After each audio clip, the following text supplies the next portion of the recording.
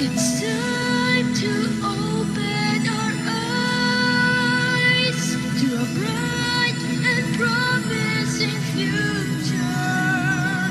We'll rise to the call of the times and create a stronger tomorrow. Let's start to make a difference, teaching everyone to learn through science, health, and technology. We will share our expertise by promoting knowledge and policies. We can build a better world. Let us take a stand for our visions alone, making future plans for the people to grow in a life filled with happiness and dream. Here at Cbo, building the future is our legacy.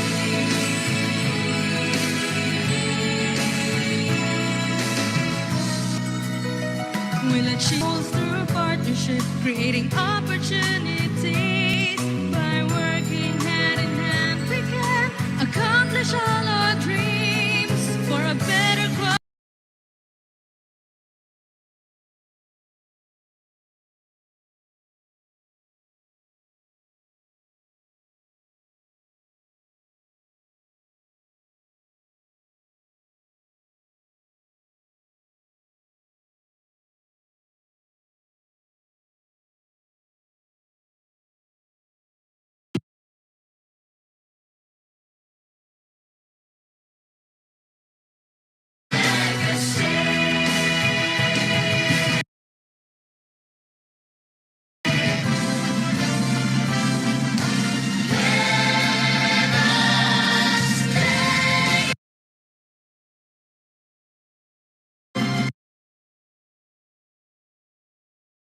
Happiness and dream. Here at Cbo, building the future is our legacy. At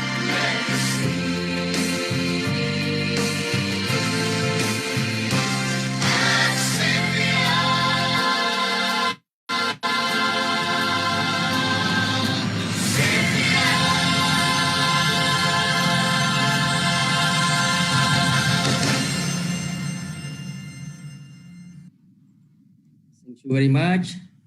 Honorable Speaker, distinguished guests, participants, ladies and gentlemen. I have great pleasure to be the MC and moderator of today's webinar on Transformative Learning in the Digital World. As you know well, that the global has been dynamically changed by the Industrial Revolution 4.0 technology. And also at the same time, it is also facing some emerging challenges such as new skill demand, climate change, increasing population, unbalanced growth and globalization, and particularly the pandemic and so on. The challenge can lead to the urgent need for the change in education, institution role, education policy, practice, and behavior that can ensure the effective change of learning and instructing approach to solve those problems. Education technology advancement is very crucial and gain more increasing interest amid the emerging demand for the new learning environment where the digital education become common for most learner and instructor. In this context, it's very necessary to understand how well education technology advancement and implication through the digitalization and IO 4.0 context can create the effective transformation learning and instructing. Simultaneously, in collaboration with our partners, today has a privilege and honor to co-organize international webinar on the important theme, transformative learning in the digital world, which will be shared by our education specialists, subject matter experts from various countries, including Cambodia, Indonesia, the Philippines, and the United States of America. Today's webinar is organized and expected to serve the objective of the following. It is going to share the good practice and lesson learned, also knowledge and expertise on the role and strategy of digitalization in transforming learning and teaching in different countries. Also, it's going to share on the application and approach to learner, particularly technical and vocational education learner, should adapt amid the digital development. And also, we hope that from this webinar, we can benchmark the practice and implicable strategy in transforming learning from digitalization development for our countries in the region. Without further delays, please allow me to inform you on our tentative agenda as the follow. We will have opening remark by Dr. Chris Sajai Saman, Deputy Director of Administration and Communication, Cbo Congress, Bangkok. He will deliver opening remark on behalf of Dr. Actel Venezuela, Cbo Congress Director. And then we will have photo session, and we will have 4 topic presentation from our honorable speaker that you can see in the tentative agenda. So, ladies and gentlemen, taking this opportunity on behalf of CMOTED, I would like to update on the progress of the Cbo network since the establishment by the governing board member from 11 countries of CMOTED in 2020. Now we have received 72 vocational technical high school network members who are the school and college from 10 countries, including Brunei Darussalam, Cambodia, Indonesia, Laos, PDR, Malaysia, Myanmar, the Philippines, Singapore, Thailand, and Timor-Leste. Within the network, let me briefly introduce you the possible skill major available for cooperation among the network. We have the school or college who have the study program, academic program in mechanics, electronics, and manufacturing. We have certified school or college. Agriculture, fishery, and animal science, 25. Computer science, IT, and informatics, 39. Hospitality and tourism and hotels, 17. And last one is automobile, 24. School and college. And for the network in the 2021, we have the good collaboration with our strategic partner, with Go Study Global Education, with the our partner in Indonesia and Philippines. We have co-conducted some training program. As you can see in the slide, many participants have benefit from this network, from this training program. We have 920 participants from different countries. The majority is from the Philippines, who always actively involving in the training program and webinar. Thank you very much, our friend from the Philippines, and also Indonesia, Malaysia, Cambodia, Singapore, Myanmar, Timor-Leste. And this is a subject that we have provided in the 2021. And also we have conducted several national vocational technical webinar and 2 international webinar. And we received 2,312 participants registered in this program. And it's great that today, international webinar, we receive registration about 700, but maybe there's some technical problem in login, or my email could not reach. So we receive only the one who logged in today, only about 300. I hope they are logged in and our technical problem will be fixed soon. Next.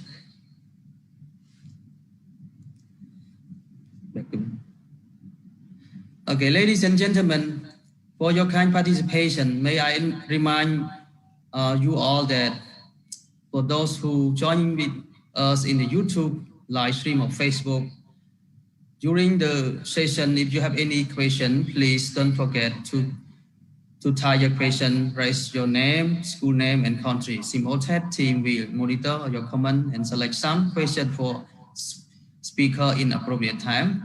Also, you are going to fill the evaluation form for your certificate at the end of the webinar.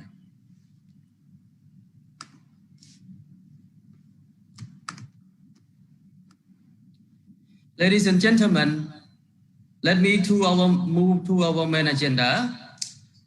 To open the webinar on transformative learning in the digital world, I have the great honor and pleasure to invite Dr.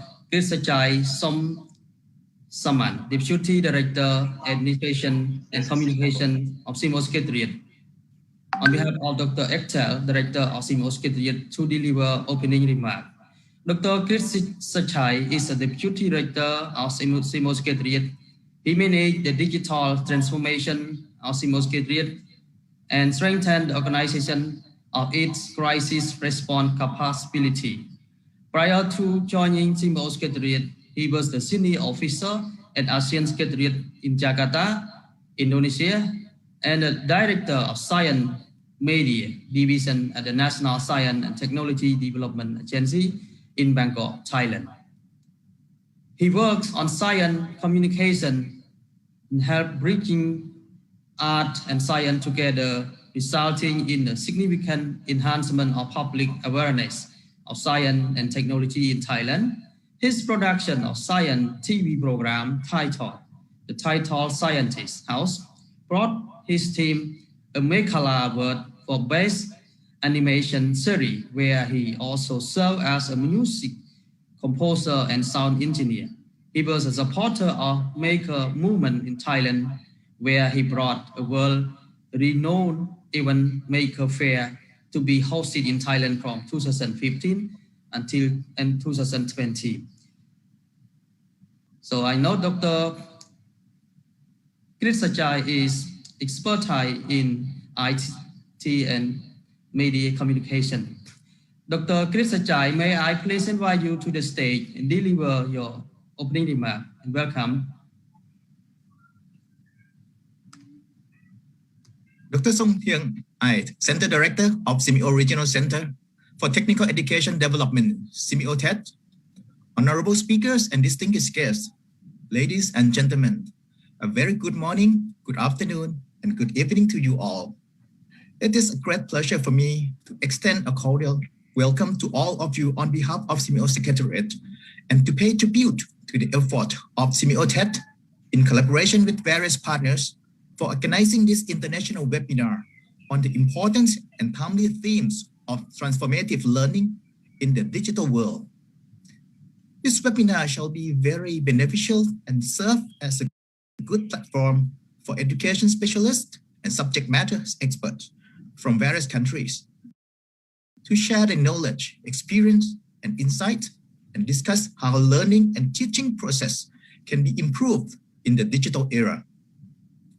I am very pleased and very honored to meet with all the speakers today from Cambodia, Indonesia, the Philippines, and the United States of America. As I have experienced the work of all the speakers before, I can reassure that all are very exceptional and passionate, and I believe that all our participants will gladly benefit from the discussion today. Ladies and gentlemen, as we are living in the world of VUCA, volatility, uncertainty, complexity, and ambiguity, the world around us is no longer the world that we have been familiar with. As we all have already experienced with the development of new technology, we are approaching the fourth industrial revolution.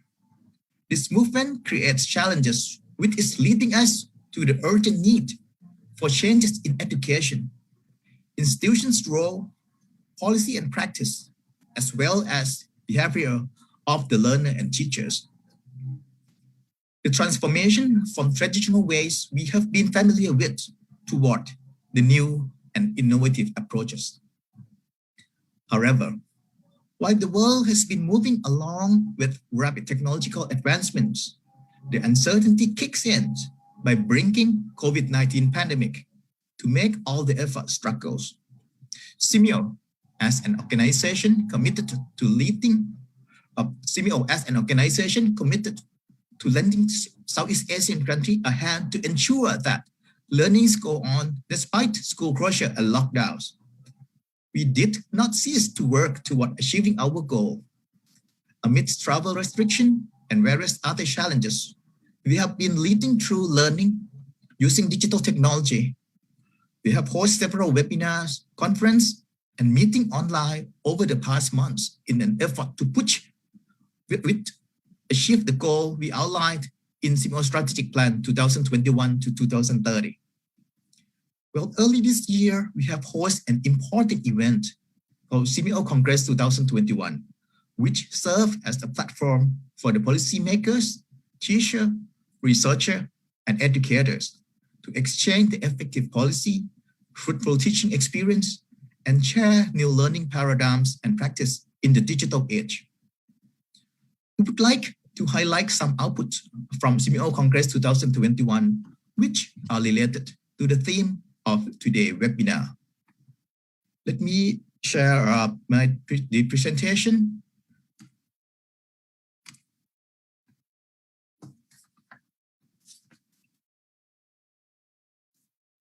I'd like to show you our visual representation of a session on the topic of building back better action for digital transformation in the AI era. As one of the speakers in this session pointed out, before the pandemic, millions of children are already out of school. The COVID-19 pandemic disrupted the learning of billions of students and teachers. For Cbo and our education institution partners, we set out the priorities to bringing all the students back to school, catch-up learning initiatives, prepare and support teachers. This is very important since a large number of teachers haven't been prepared for digital revolution in teaching online or blended mode. As we will talk about this in this webinar, this is one of the big issues we need to find out how to improve the capacity of our teachers to move toward digital age and to ensure that they are equipped with proper knowledge to handle this difficult task. As you can see from the graphic in the middle bottom of the screen, actually before the COVID-19 pandemic, the world has faced a lot of great challenges. We call this megatrends. Megatrends that we have been witnessing since 2020 and will continue on until 2030. Topping the list of the trends are the shifting economic power, climate change and scarcity of resources, technological breakthroughs, demographic and social changes, and rapid urbanization. We can see that most of our world population want to live in cities, but not all cities are good. We need smart cities. Building a smart city, however, requires smart people. Education is the key to create this smart people. Our speaker in this session suggests that we should switch from traditional curriculum into pay-as-you-learn and mix and match model for education, allowing people to learn whenever and wherever they would like to. We can use artificial intelligence for self-paced learning and offering non-traditional career path. This is the concept of live, learn, work, and play. This approach requires promoting digital innovation, transforming business, and creating new growth engines, and building and enabling digital engines. On the bottom right of the screen, we can see 5 components of how we need to shape our new way of education. World-class digital learning solution, connectivity, access to devices, affordable data and content, and the most important thing, how can we create engagement of the learner?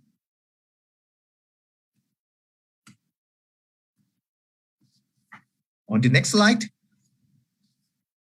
I think this one is very related to our webinar today is on the future of work, use skill in digital age. One of the speakers mentioned that most of the employers have low-paying jobs, but this can be addressed by technical and vocational education and training, or TVET. TVET is the key to addressing youth unemployment. However, amongst the various education types, TVET probably has the hardest time in adjusting to the current situation of the COVID-19 pandemic.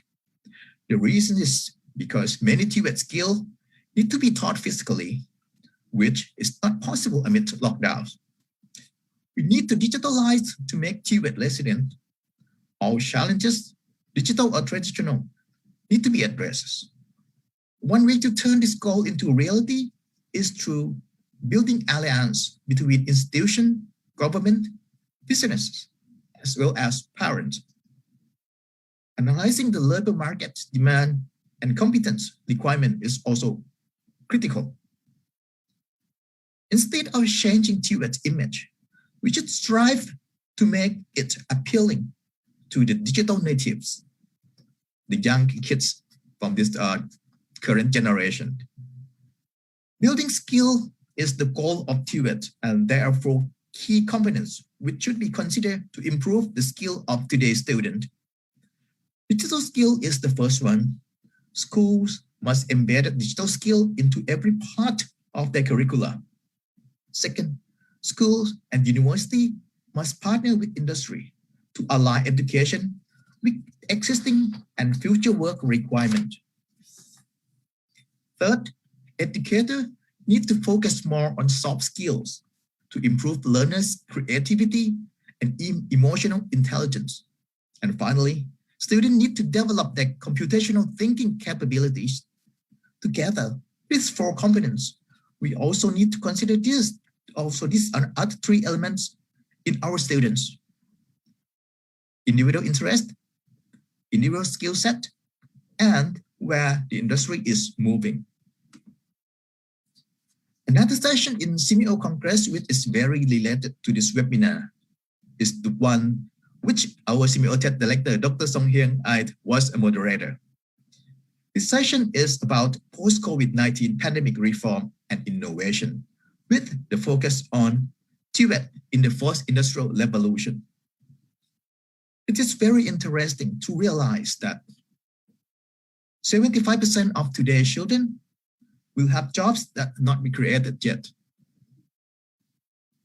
Skill requirements are evolving, and we need to devise new approach. We can help learners acquire them. Even today, we can witness the thing around us having their own intelligence. We have experienced smart agriculture, smart cities, smart transportation. We can see self-driving car. We have a smart grid for energy, and so on and so on. Industrial 4.0 will usher in the borderless world, one where people will be globally employed, which require internationalized skill.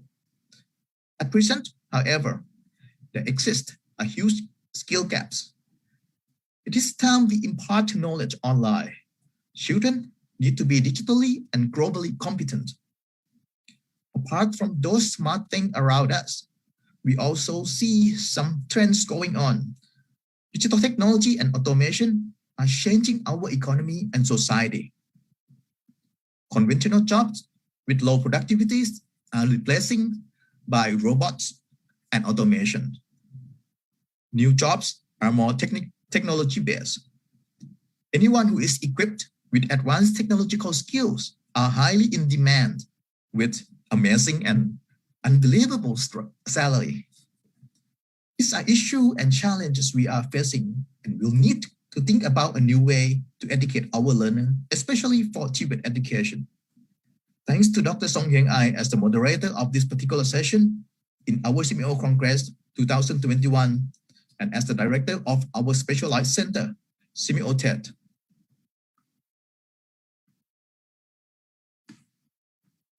Cbo TED was established to support Cbo Priority Area number 4, among the 7 priority areas of CMO, which is promoting technical and vocational education and training, or TVET, among learners.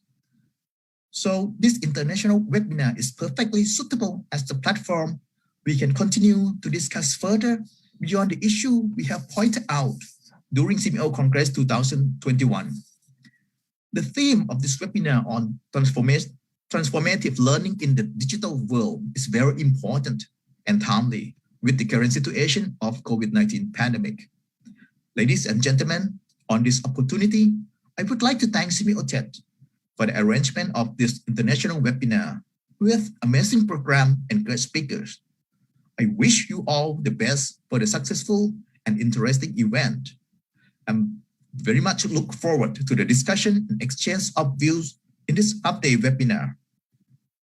Once again, I heartily welcome you all to this special event. Strongly hope that you will find this international webinar organized by Cbo TED extremely stimulating and enjoyable. Thank you. Thank you very much, Dr. Sachai Saman, for your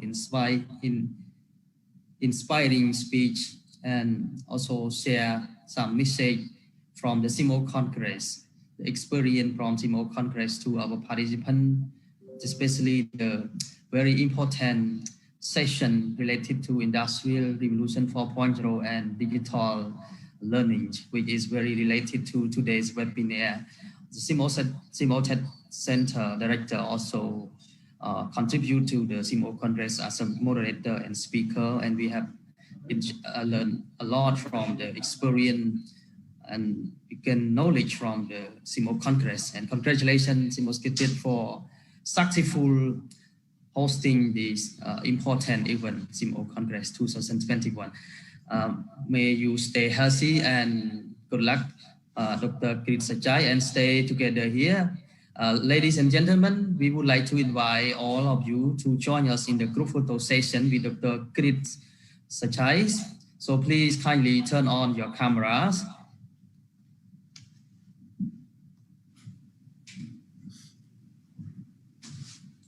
Let me count 1, 2, 3. Smile. Again, group number 2, 1, 2, 3. Group number 3, 1, 2, 3. Smile up, please. Group number 4. Okay. Group number 5. Yes. We have 13 groups, but I cannot count all. So our team will capture all the important picture of the participant. So again, thank you very much, Dr. Sachai, for your time and sharing this important session to our international webinar. And I hope your message will be recorded and learn as a knowledge for our participants. And I hope to see you again in the next event. Thank you very much. Goodbye. Ladies and gentlemen, before moving to the presentation agenda, let me kindly request for your cooperation to control your mic properly, and then we go together.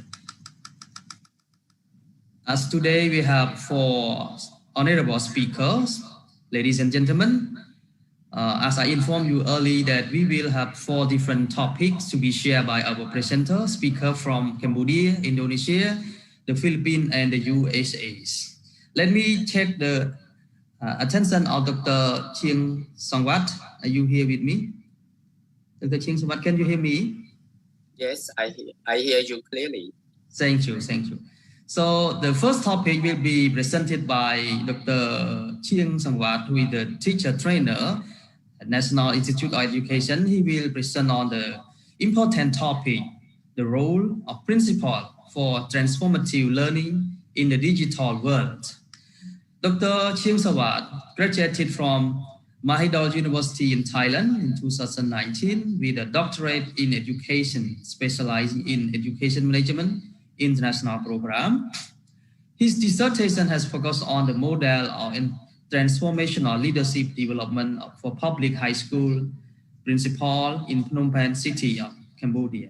He has been teaching and working for higher education institutions in Cambodia and regional country for almost 15 years. He's currently the teacher trainer at National Institute of Education. Dr. Sangwan believes that every person possesses leadership quality that can benefit a work group with diligent, cooperative, and active communication. This quality can set up to successfully achieve with the goal. So, ladies and gentlemen, now may I invite Dr. Chiang Sawat to the stage. Dr. Chiang Sawat, the floor is yours. Please. Thank you for your brief about my background. And totally that I'm so glad to be here in the webinar. And thank you, Dr. Ai Song Hyang, for inviting me to join the presentation today. And right now, I would like to share a slide presentation of mine. You see about my presentation. Sorry, Doctor. Yeah. You may full screen. Yes. Yes. So firstly, I try to mention about the topic of mine. It's talking about the role of principle for transformative learning in the digital world. With this topic, I try to draw about two images about the correlation between the role of the principle and the current status of the transformative learning in the digital world. And later on, I will present about what is the main role of the principle should be do to merge and to integrate with the transformative learning in current context of Cambodia. So within this topic, I'm willing to show about the experience from the transformative learning relationship to the leadership development. And then I'm willing to show about the transformative learning will be significant to the school principal that need to establish their strong foundation of the leader assumption and strategy by change and expanding their view on the daily operation at the school as well. So turn back to the topic. Since we know that about the SDG 4 that cover 17 goals to answer to the lifelong learning in the world of education. So teacher preparation and the professional development are currently work with the professional learning community in Cambodia currently right now. And then when we talk about the educational technology, within these 2 years, I mean that 2020 and 2021, if technology not integrate into the educational variable, so education will not work well as well. So that's why it's really a good opportunity that we can integrate technology into the education currently right now. As the opening remarks that the guest speaker also mentioned about the key term live, learn, and work. So that's why we can really understand that how will be the role of the school principal will do in terms of education, that they need to serve their student learning achievement and they need to serve the way of the teacher teaching in the classroom as well. We know that education influence all the 17 goals of SDG 4. SDG 4, it means that we refer to the year of 2030. So here I try to present from the 1 to 17 that they have mentioned in the SDG 4. Here I try to talk about the transformation of education in the era of openness and flexibility. It means that we cannot use the closed climate in our school, and unless that the school principal didn't apply their flexibility during this time, education will cannot be serve the social need as well. So that's why I try to draw attention that digitalization and technological development are now key significant in the education fully 360 degree totally. Secondly, we talk about the open and digitalization in the creativity commonly. So by this term, when we turn back about the digitalization and open digitalization and technological development and so on. So the role of the transformational leadership in education must be applied in the school as well. Here, what is the transformative learning mean? The transformative learning theory is sit in the idea that the experience from the adult, like you see on the slide, and then they try to draw about, to compare about the formative from the childhood and to the adult learning. So this is the way what we call the transformative learning from the previous generation and current generation of the new generation for the adult learning, and also their learning at the higher education institution as well. So that's why from their own background of the psychology, their belief, their feeling and attitude, they change as well. If turn back to the model of leadership from the school principle, they still keep existing from what I mean that from the context of Cambodia. So they will not fit to the need of the learner in the school as well. Principle 6, you can know that education reform in Cambodia and the way that we design the professional development for the regional standard. Regional standard here I refer to the ASEAN standard.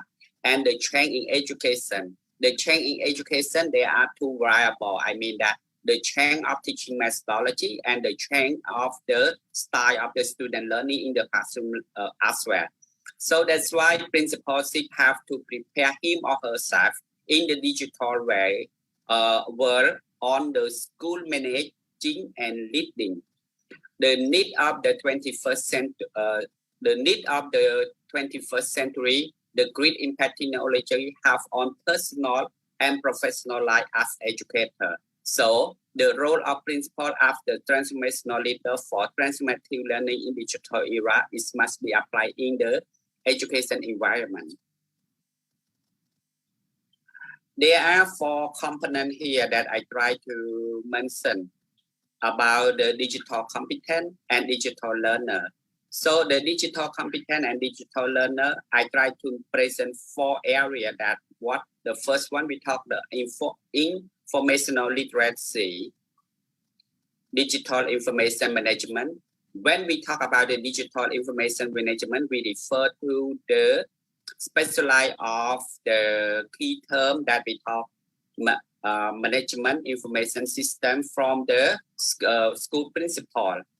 If the school area that not apply MIS, they will be meet a terrible way of their managing and they are leading in the school on HR, on teaching, on scheduling, and the student management as well.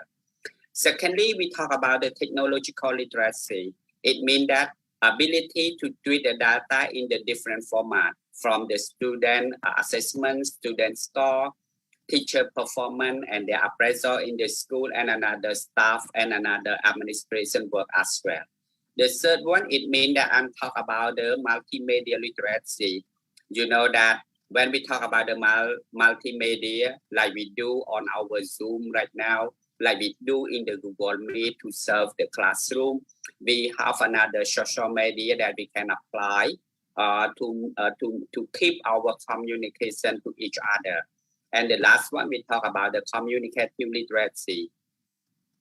Since we know that in the world, we cannot live in the isolated way. So participation, public spirit, and digital identity, we must be aligned and we must be work together to serve the SDG. For that, we talk about the long life learning in the world. In here, leadership process of leadership, we refer to the process of successful education reform. Principal have a key role in leading to the school for daily operation. It is the meaning that I try to draw about another paradigm that the significance of the school principal will be influenced to the educational policies in Cambodia. Right now, we under the education reform within the 5 pillars, and we have another 15 points as well. So that's why turn back to the transformational leadership theory. We have a 4 key point that mentioned by the North-South 2010. He mentioned that the role of the principal must be applied with the change and transform people. Change and transform people, it means that you cannot keep your existing or your model, your style of leadership from last 10 years or 20 years and apply with the current people right now. Secondly, they talk about the affective domain that refer to the skill of the student or the skill of the teacher that they apply in their career of teaching.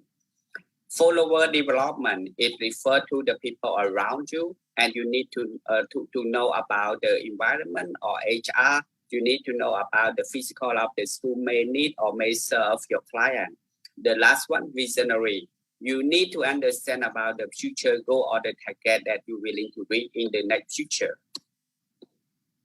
Turn back to the context of the Cambodia. We talk about the change in education. Change in education, it means that the change of the student, and we need to serve the better improvement of the student learning achievement in the school as well. And as I mentioned a moment, we talk about the Ministry of Education in Cambodia. They try to serve about the education reform to reach the regional standard and the global standard as well on the student performance. So that's why in the educational policy 2, it focuses on the quality of the school leader, that they need to be up their managerial and their leadership in the school and to serve the need of the student in the learning environment. So that's why the last key point that I'm talking about, the transformational leadership here, it means that refer to the human resource development, that the school principal need to know by him or herself to build the capacity and to build the capacity of the teacher in their school as well. So that's why from the managerial, from the teacher leadership, it will be lead to the significance of the better improvement of the student learning outcome in the school. Here, there are 2 variables between the role of the school principal in the transformative learning. So if the school principal didn't apply the transformative learning, the school effectiveness will be not appear as well. So from the principal ensure that curriculum design, instructional strategy, and learning environment integrate appropriate technology for the best learning and teaching environment possible. So the first one, it means that availability of the technology resource for the instruction. For the instruction right now, it means that we may need the speed of the internet, we may need such kind of another Zoom mobile and so on. So that's why this is the first one that the role of the principal need to know to serve the instruction. Secondly, from the principal in the integration of the technology, it means that the teacher turn from the face to face. We will use the template through the application in the Zoom application or Google Meet as what app that we can apply as well. And the third one, the school principal need to know about the comprehensive school planning for integration of technology with regard to the principal responsibility. Principal cannot stay alone or cannot keep themselves in a neutral way, that let the thing do by irresponsibility on the area of he respond in the school. So that's why since the school in Cambodia, they have their annual operational plan, AOP, what we call AOP. So the school principal must be adjust their plan to serve the transformative learning. Doing so from A, B, C, D, I would expect that the school effectiveness will be have their school clear mission, high expectation of the success for both teaching and learning, and then they can apply the instructional leadership into the classroom and in the school as well. The fourth one about the opportunity to learn and the time on the task. Fifth, safe and orderly environment in the school that the student need. I mean that the student and another teacher still happy to teach and student happy to learn. The sixth one about the positive home-school relation between the teacher and the student as well. So last one, frequent monitoring of the student progress. Even we do online, but we still keep and check on the student assessment. So from 1 to 7, where we show the effectiveness of the school. Unless that we not apply the transformative learning in this digital era, the school effectiveness will be not happen as well. From what I have experienced in the ICT teaching, and another good practice that's sharing between the ICT and the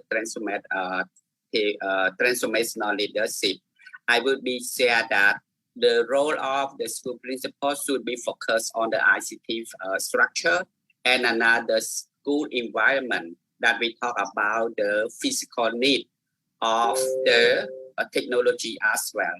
Secondly, we talk about the why application. Why application here, I mean that e-assessment, the second one about the management information system, and the third one about the various style of the leadership that we talk about the blended learning as well. The third one, I talk about the way of the school principal should motivate students to learn during this time. If we are not motivate the student to learn, the student may be far away from their education. So the way that we can motivate the student to learn, we will keep the 4C. It means that creativity, critical thinking, collaboration, and the last one about the communication with the student side. And the third one that the role of the teacher need to do it. It means that teachers support content and device facilitating innovative and in their pedagogy. It means that previously they apply their teaching or their method in the face-to-face. And right now they need to know about the innovative pedagogy in the classroom through the online. Another key concern that we can apply our transformative teaching, that how cool. This is the way that allocate fund for the technology resource. This is the key challenge that Minister of Education of Bangladesh also mentioned, that financing is one of the greatest challenges faced by the low income and middle income county in achieving SDG 4 by 2030 as well. To me, transformative learning in the digital world, the role of the school principal need to have their 4 points. The first one about the threat and the value. They keep their own visionary in the openness and full responsibility. Principal must be keep him or herself as the agent of change. Principal as a manager. In Cambodia context, if we apply only leadership or manager only, it will be not work in the school effectiveness. And the last one, it means we talk about the principal providing inclusive education that we refer to the educational, the follower or implementer of the educational policy and the school curriculum as well.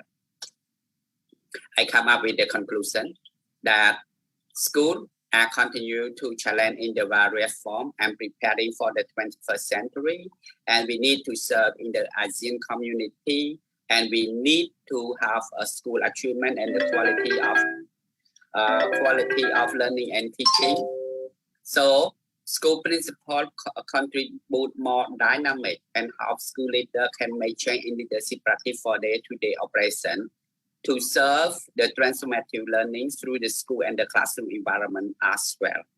My suggestion to the role of the school principal, he or she must be provide opportunity to explore multiple dimensions of learning, how relationship and school contact influence leadership decision making, and how school principal and how principal pursuing themselves as leader in the digital era and academic change. Yeah, thank you for my presentation. Any question we will be sharing together later.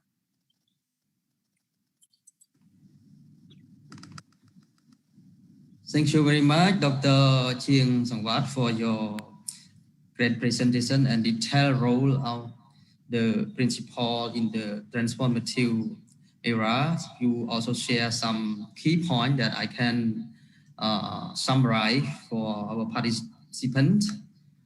From the Dr. Chiang Sangwat presentation, we have note that he shared about the digitalization, technological development, and transformation of education, and it's related to the SDG Sustainable Development Goals, particularly the SDG number 4, which is ensuring inclusive and quality education for all, promoting to lifelong learning.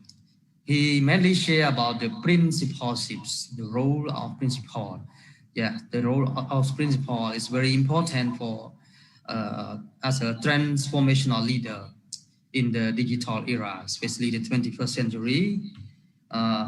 He commented that the school principal have to prepare him or herself on the school managing, leading, and to enter the 21st century and take benefit in the personal and professional life from the technology or digitalization. He also shared the digital competence such as technological literacy, multimedia literacy, and communicative literacy, participation, public spirit, and digital identity. Finally, Dr. Chiang Sawang, he addressed the important role of principal in transformation learning, which is related to the school effectiveness. He talked about the curriculum design, instructional strategy, and learning environment to integrate appropriate technology for the best learning and teaching environment possible. Finally, he shared the new role, which I can summarize. The new role of principal in this digital era. The principal have to act as the agent of change, as a manager, as the one who can provide the inclusive education and to transit and value to the education to the learner. So I think we note that we have a question from the floor, but we will move to the next speaker. And I kindly request Dr. Chiang Sawang to stay here with us. And then after the fourth presentation, you will be requested to answer the question. Thank you very much, Dr. Chiang Sawang, for your great sharing today on the topic, the role of principal in the digital world from Cambodia. Thank you. Ladies and gentlemen, let me move to the next speakers, honorable speaker from Indonesia. Professor Dr. E. Agus Marino. Dr. Agus Marino, he will present with us on the topic development strategies of education institution in the digital world. Let me check, Dr. Agus Marino, can you hear me well, right? Yes. Okay, thank you very much for your sharing today. So let me introduce you all the brief profile of Dr. Agus Marino. He received his master's degree in civil engineering and measurement from the University of Karlsruhe, Germany in 1995 through that scholarship. He received PhD in water resource management, in hydraulic and rural engineering from the same university in 1999.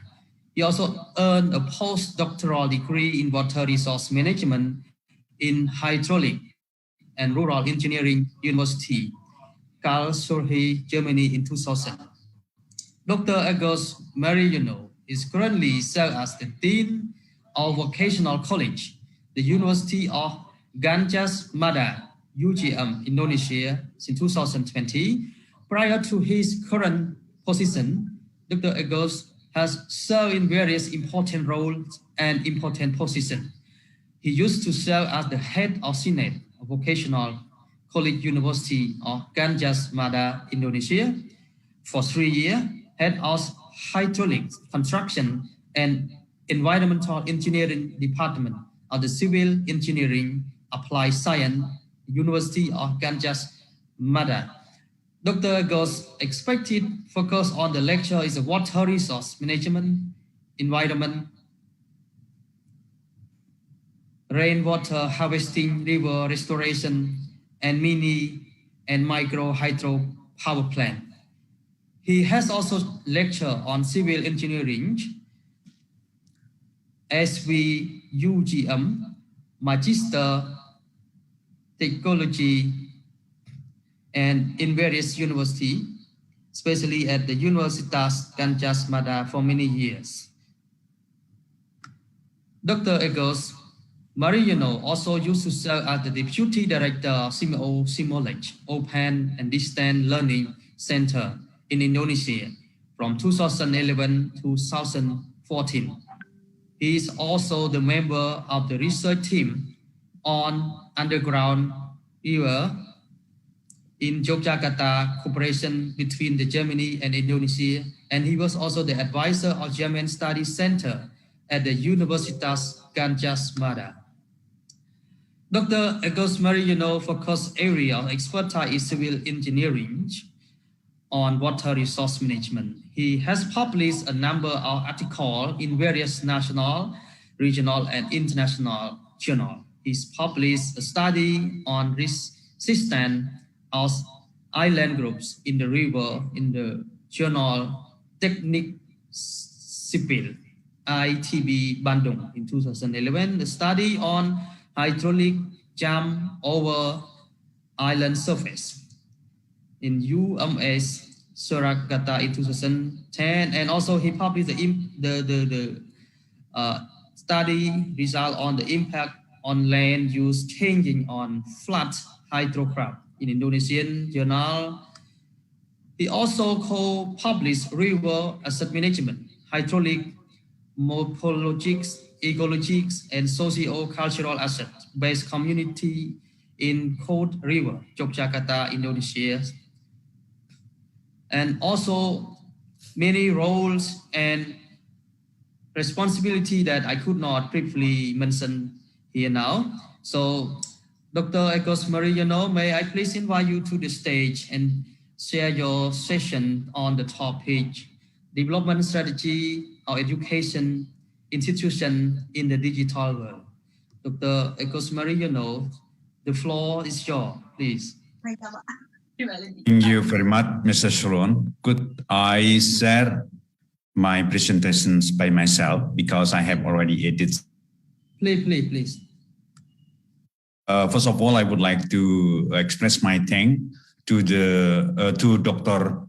Kristasha Samsoman, the Deputy Director of Cbo Secretariat, and also Dr. Sam Hang Ai, Director of Cbo TED. The speakers, the three speakers that I'm loving to hear with the presentation, and Mr. Song Saron, the moderator, and also the participant of this very nice workshop this morning. I would like to explain you or to bring my presentation with the title Development Strategy of Education Institution in the Digital Era, Transformative Learning in the Digital World. You know, my background is engineering, but I work for about 30 years in the educational institution, Gadjah Mada University, and also I worked in Cbo Simolek, Southeast Asian Ministry of Education, for open and distance learning in Jakarta. I was several times in Cambodia. Nice to meet you again in Cambodia. And also I was several times in Myanmar, Philippines, Vietnam, Malaysia, and all of 11 countries I have visited and know well with the people there. And I love very much CMO or ASEAN country. We do hope that in the future, our society, our regional society will be stronger and stronger and can make development in our region and also another region and make a collaboration with all people in the world and bringing the world more better in the future. Thank you. And second, greeting first from Gadjah Mada University, my university here. Greeting, yeah. I hope that you, after pandemic, you can visit us. And then where we are here in the southern part of Southeast Asian country. We are here, small place here. Yeah, Gadjah Mada University is the southern part of the ASEAN country. Ladies and gentlemen, development strategy of education institution in the digital world. Last 10 years, the change toward digital information has been very massive. As the first president, including the world and of education. Education institutions need to develop strategies to adapt and take advantage of these changes and take advantage of the digital era to advance education and even succeed in coping with these changes. The proposed strategy is the application of the systemic thinking, is very important thing, networking, open and distant learning, knowledge management, and change from program to movement and movement or moving. So, big shift and big change that we have. 96% of leaders say the pandemic will speed their digital transformation by an average to 5.3 years. Okay, so what we are going to do then? What is our strategy?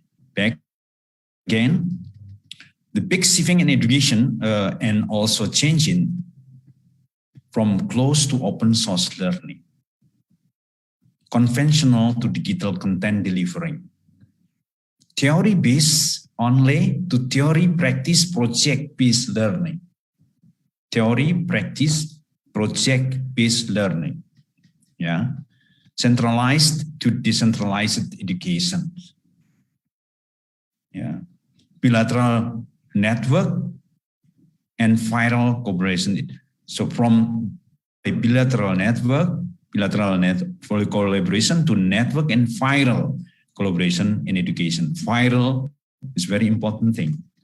Yeah, this piece of the base of movement is viral collaboration or viral distribution of information. Good. So back to strategy. I propose 5 very important things that we have to learn. Maybe this is a proposal for you. First is systemic thinking. Education should be in terms of systemic thinking. Education institution should develop massive networking.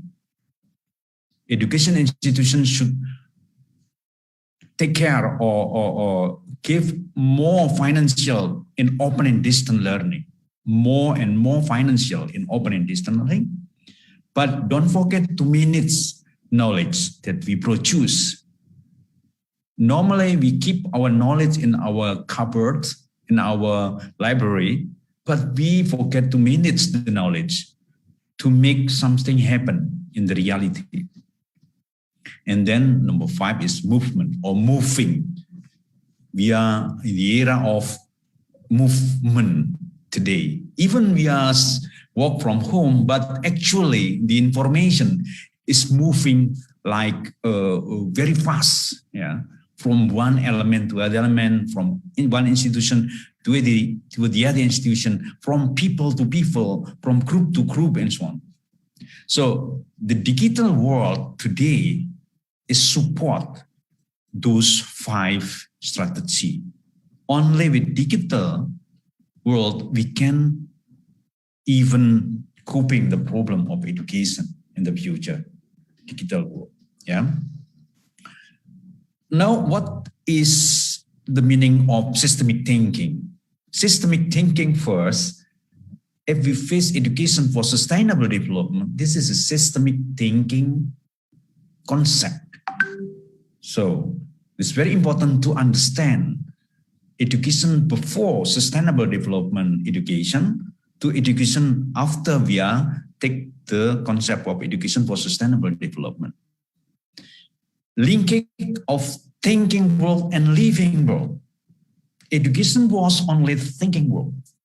Living world is only part of education. Practicum or going to the field is only a part of the education. But nowadays, education should think both. We are thinking and we are doing. In thinking world and living world together, because living world consists also knowledge, very massive knowledge there. And then C is comprehensive thinking, organismic thinking, and systemic thinking. Yeah, okay. Let me discuss one by one first for systemic thinking. Our duty until 2030 for the whole people in the world, especially in the education institution, is not only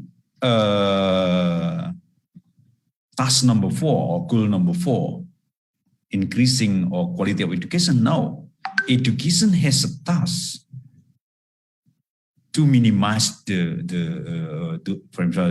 hunger note, to minimize the energy use, to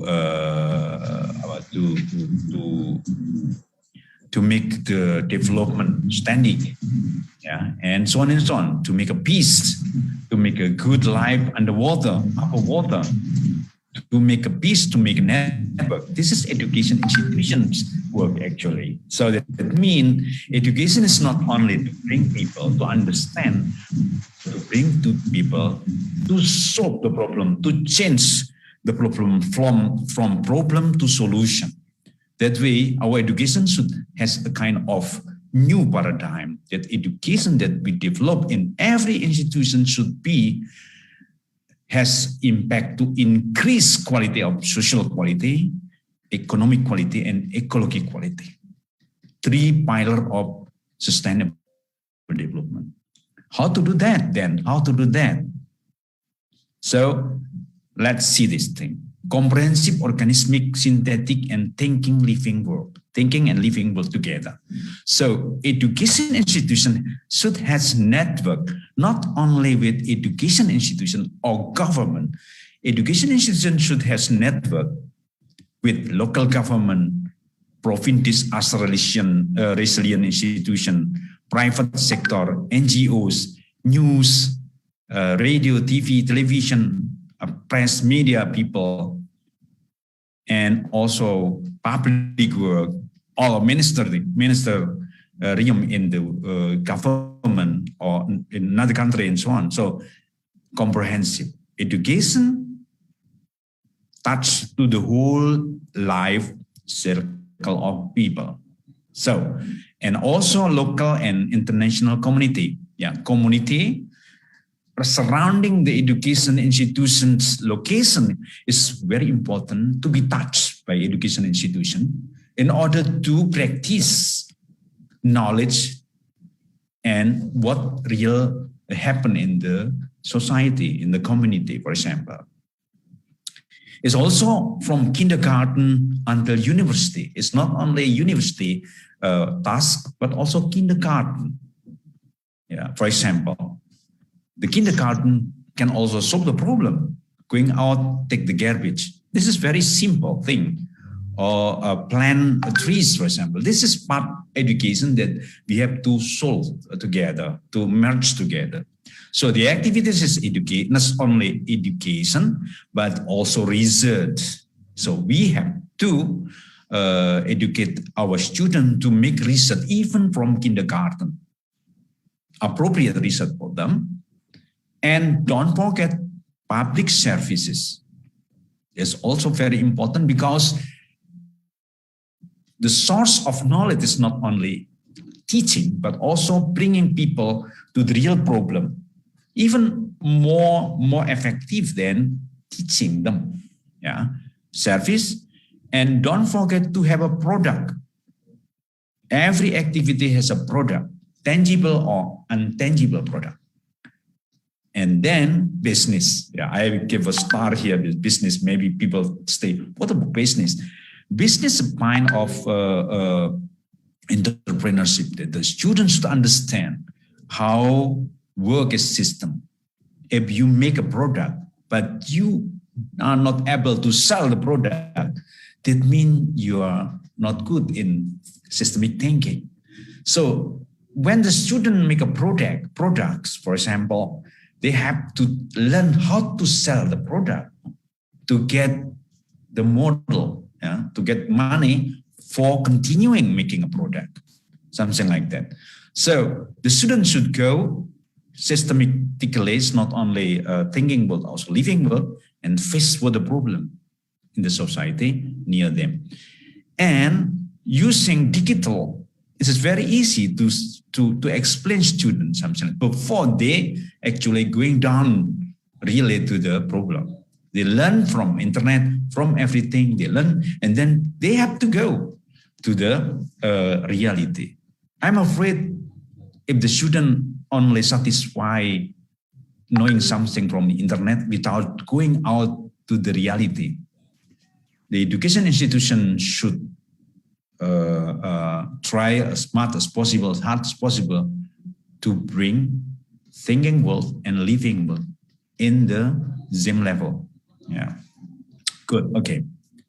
Then number 2, this is a systemic thinking in education. Was this one and this one. And now I jumping to dynamic network. What is dynamic network? The goal of networking is collaboration. Collaboration is very important in education, because using collaboration, then we got a lot of things from the society, from the people, and so on.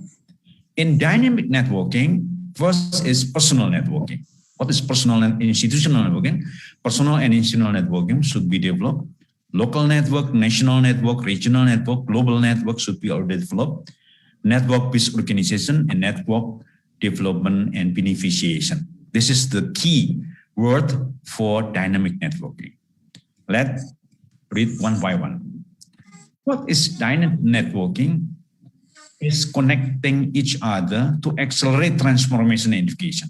So I do thanks to Cbo TED in Cambodia that has already answered our quiz, our letter, to make a collaboration between Cbo TED and Gajah Mada University. So it's not just a kind of waiting for letter from another institution, but we have to be active. To be active to gain collaboration for all people in Southeast Asia to work together, to send lecture material, to send experience, to invite people coming down to Indonesia, to send people from Indonesia to Cambodia and also to another country here, as massive as possible, to learn how to solve the problem. To learn how to solve the problem is the most important thing. This is dynamic networking. Every dot of the network moving because of inspiring and also motivation from another network. One, for example, this seminar has a kind of impact to the other Cbo direct in another region there. Network can move and to accelerate transformation in education. Without that, it's difficult. Yeah. Okay. Personal network. Thank you, Mr. Surwan Cbo TED has a personal network with me. He called me brother, and I call him also brother. Hey, brother. That means I have a very good connection and personal with him. We hope that every people has a kind personal network with all of people. This is kind of education to make a peace if we transform to 17 goals a piece, if Mr. Suron has a personal network with me, that me peace, and also another institution network. But we have also to develop what we call here personal network map. Yeah. So, for example, I have here and I have a lot of network map. Sometimes we forget to make a personal network. We have 2 hours discussion with people, and then after that finish, we forget to ask the name. We forget also to send a kind of message, special message that the personal network develop. Because networking only can go or can work well with personal network. Yeah, well and faster than that one. And then institutional network, like this one, institutional network, like Simiotet and me, Shimolek and Shimotet and so on. This is institutional. It's good, but within institutional network, you have also to edit personal network in it. In the institutional, combining between institutional and personal network. This is very important to plan. It's not just only, you have to give more funding to develop a network, institutional and personal network, and starting working together in educational thing together. Okay. And then this one is very interesting. Normally, head of organization is in the top of the structure. But if we want to transform network organization structure, we have to keep head is in the bottom of the position structure, and the active person is here. That means we have a lot of active person to develop network. But if the head in the top, the active point is only one. Look like same with the conventional thing, but from the psychological aspect is different. If you do that, if you make this kind of transformation in organization structure, directly your person here, your staff will have a kind of motivation to make network, to create something and so on. Yeah, this is a part of networking organization structure. The organization produce collaboration. Yeah, networking is not enough. Static networking should dynamic, should innovative, bring innovation, bring something in product, collaboration to produce product, to innovation, and solution to the real problem. Then collaboration with industry, society, media, press, NGO, government, other institution. This is very important in network. Networking should be planned, should be more funding in it to have more possibility in collaboration in education. And networking can be support very easy in digital era. In the digital era, we can make a networking very easy and very faster and very fast. Third is develop open and distant learning, teaching and learning. Yeah, lecturing, teaching and learning. This is, I think, the first presenter is already mentioned about open source beneficiation. Yeah, development of software and hardware, MOC, LMS, learning management system. This is a kind of, yeah, we have to do that. We have to use that as soon as possible. Don't forget to develop content. The content is very dynamic. Every year is different. Every year is developed. So we have to make a dynamic development to create contents. Contents, not just we create content once and finish. No, the content should be also developed very fast, the development of content.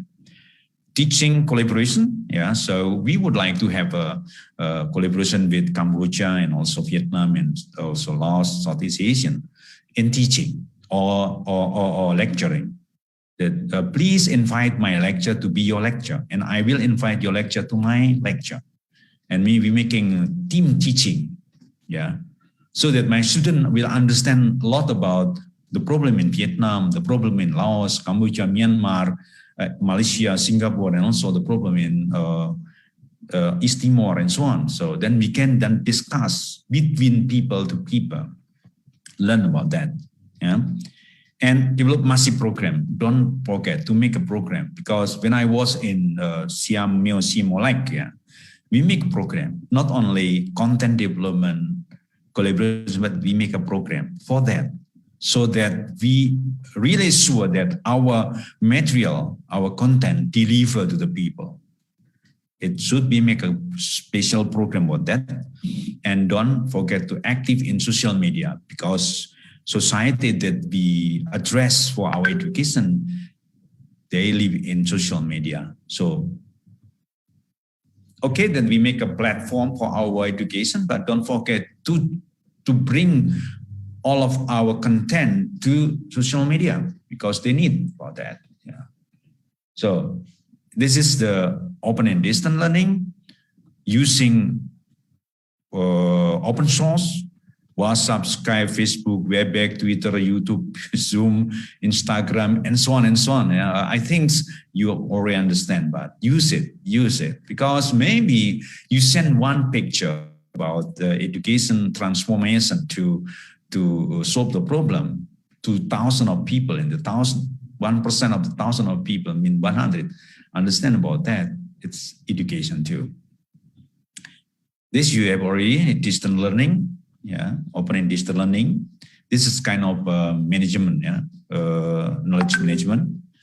So we have to work together to develop or to accelerate our distance learning collaboration between us, so that the knowledge in very short time will be delivered to you, to us, and to whole people, and not only the knowledge, but also the way to solve the problem should be also there. Okay, good.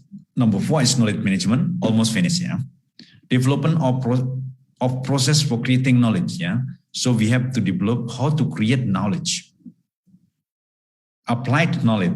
For that, for me, applied knowledge, create implicit to explicit knowledge. We have 95% implicit knowledge. We have to change the implicit knowledge to explicit knowledge, yeah, or tacit knowledge to explicit knowledge. Of course, we paper, books, journal, and so on, and funding. Don't forget to funding in knowledge management. Sometimes we forget to give a fund in knowledge management. Maybe our funding is focusing on program, but knowledge management program sometimes is not fun at all. Yeah, and don't forget marketing and distributing of knowledge. Knowledge should be marketing. This is knowledge management. Okay, good. This is knowledge. This book, for example, get a book. It means you have to produce knowledge, yeah, and to distribute the knowledge. It's not enough only sending this paper, this book to our colleague, but we have to make a kind of a program in order to bring these books, the content of the book, to the people. Yeah, it's not enough only book to sell, but to bring the content, the insight of the book to the people, to change. Yeah, this is a part of education that's very important. For example, this is real work to digital work. This is a lot of knowledge in the real work, but we have very, very limited have a kind of knowledge from the real work to digital and also to the conventional book. So this is our work to bring the tacit knowledge to explicit knowledge so that the people understand well. Yeah, this is in civil work and industrial work and everything. So we have to do that. the book related this topic is very limited. Yeah, so this is our task to bring this one to this one, and it is very easy with digital era like this today. And last but not least is movement or moving. I like with moving. So program peace to movement peace development. Program is limited time. If you have program, you limited budget, limited time, coverage and resources is also limited. But movement is unlimited time. You can do tomorrow, the day after tomorrow, or even yesterday you have already done. Yeah. Budget, you can get budget from your institution or from people or from another NGO, from the people or the group of people who really want also to do that. Yeah, they can spend their own money. The idea can be from us, but they can do by themselves. Yeah. So movement is kind of a kind of activity supported by spirit of every group, every individual. So the problem is how to create our program in 1 year based on movement program. The principle is, if you put one program, you have to think whether your program will influence like a movement activity or just program for program. So if you can create a program, the program can move the people around the location of the program or even far away from that. That means very good. You can imagine if you have 10 special programs, you can move the world with your program. This is my experience. I have already made a movement, river restoration movement and rainwater harvesting movement. More than 1,000 people together in the movement. The conception is clear, one conception, but the people can do that and understand about that. Don't forget things big, start small, and move fast. Yeah, look at this. If you want to make a movement, you have to think big. For Southeast Asian, for example, but start from even only one child or one group, but you have to move very fast using digital. Yeah, sending emails, sending message, and so on to the whole people. Our student, we have to move our students to solve the problem. They have a problem. Yeah, they have to learn to solve the problem. This is our children, a student in the elementary school. This is student in the university. I have 300 students behind me here. It's me here. I'm here. Yeah, I move the student to do something. We have enough students and young people. Education institution can make them moving to solve the problem. Not just what we are saying, but they think by themselves to produce, to solve the problem with learning from the internet, from my internet, for example. Not only student, but community. Yeah, this is working with community to solve the problem of garbage in the river. Yeah, we doing a game and so on, and starting with a short course about that. Now the people understand about that. Yeah, this is part of problem solving in the community. Of course, some of them is our student, yeah, working together with them. So if we take the movement conception for education transformation, I think it will be very fast to achieve our goals together, especially in sustainable development goals. Last, yeah, conclusion, yeah, back to the conclusion, yeah, that the digital world or digital era today is support our strategy in transformation education, yeah, using systemic thinking, like what I explained you, networking, massive networking, open and distant learning, knowledge managing or knowledge management and movement. So thank you very much for your attention. Wassalamualaikum warahmatullahi wabarakatuh. Thank you very much. Your attention. I hope that a lot of questions from you, then we can discuss about this topic. Thank you very much. I give back to Mr. Suron. Assalamualaikum warahmatullahi wabarakatuh.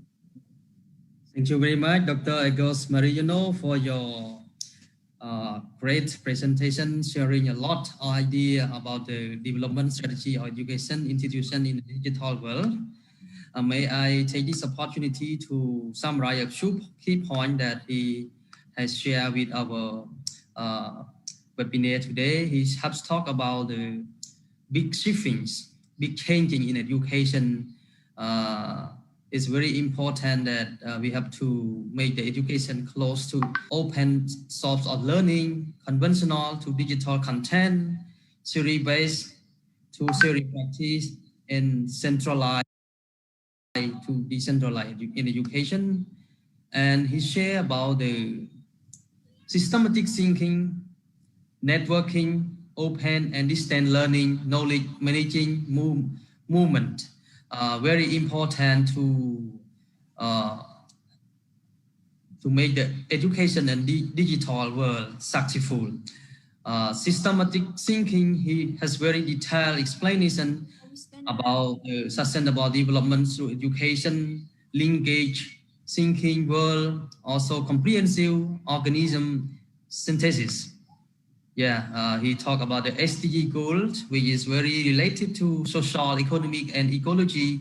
And now the world, after the 2015, the United Nations has proposed this SDG goal to be achieved in the 2030, and education is one of the important role to achieve this goal.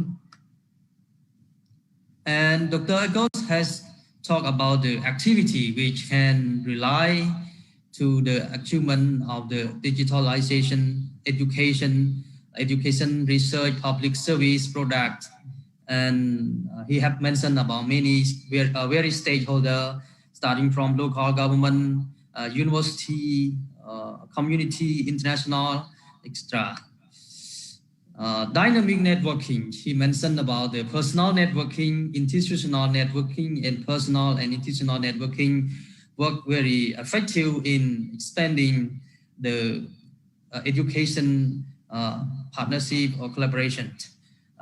Yeah, I appreciate we really need a good personal networking and institutional networking to ensure our education service providing will be more effective and broader to the beneficiary.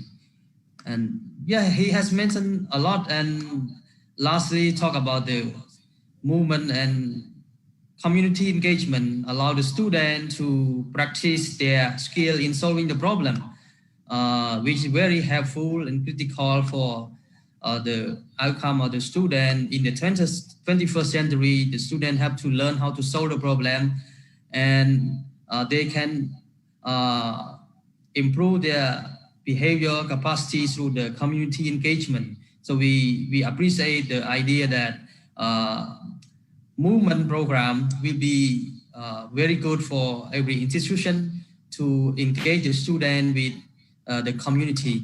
And I think because of the time limit, we will come back to Dr. Agos Marino again for the question session. So Dr.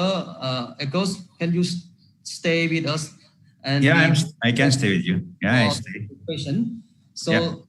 Yes, thank you very much, Dr. Agos, for your time. I know you are very busy in your institutional program, but you still pay your, you still share your time with Cbo TED to our participant of this international webinar. Very appreciated.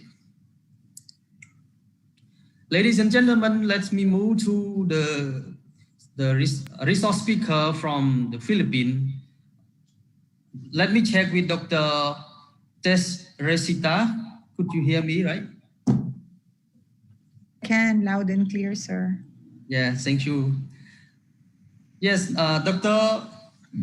Teresita Tensa, the president of Quezon City University of the Philippines, she will share on the topic Transformative Learning in the Digital Environment. She will discuss about the theory to practice in this topic. So let me briefly introduce you the biography of Dr. Tensa. He holds the distinction of being the first president-elect of the Crescent City University, UCU. Previously, he was a vice president for the academic affairs and dean of the National Defense College of the Philippines, where she administered the master program in national security administration while crafting the blueprint for the college to become the Philippine Defense University system. Briefly, she was also senior vice president and dean of the graduate school for the public and development management of the Development Academy of the Philippines. Her academic career started at the Polytechnic University of the Philippines, where she rose to the rank of the full professor, serving as dean of the College of Science. She was also senior lecturer at the University of the Philippines School of Labor and Industrial Relations, and hosting the school radio program. Dr. Tensa earned a degree in medical technology from the University of St. Thomas, as well as a master degree in technology management and the doctorate in educational management from the University of the Philippines. In 2004, she received the Asian Public Intellectual Fellowship from the Nippon Foundation. Upon the completion of the fellowship, Dr. Tensa represented the Philippines at the API Regional Committee at the Project Management Team. She launched community-based initiatives toward human ecological balance, taking her to cultural interaction and research in Thailand, Philippines, and Indonesia. As an educator committed to quality assurance, Dr. Tensa served as accreditor of the Asia Pacific Accreditation and Certification Commission, APCC, which is the regional accreditation and certification body established through the Seoul Declaration 2004 with the Colombo Plant Staff College as the lead organization. In her capacity as advisor to earn organization of women in national development and security, Dr. Tensa participated in a workshop organized by the Asia Pacific Center for Strategic Study on inclusion for women in the security sector. Moving on the need for tireless engagement as a public servant during the time of pandemic, Dr. Tensa reflects, the ordinary time has taught us that we cannot control what life sends us, but we can control how we respond. So, Dr. Tensa, may I please invite you to the stage and share your session to the participant, please. Thank you for that very kind introduction. Let me just take a few minutes to share my slide with you. Please. So am I sharing it now? Yeah. But could you please make it full screen, Dr. Tensa? Yeah, wait for. I do not know what happened.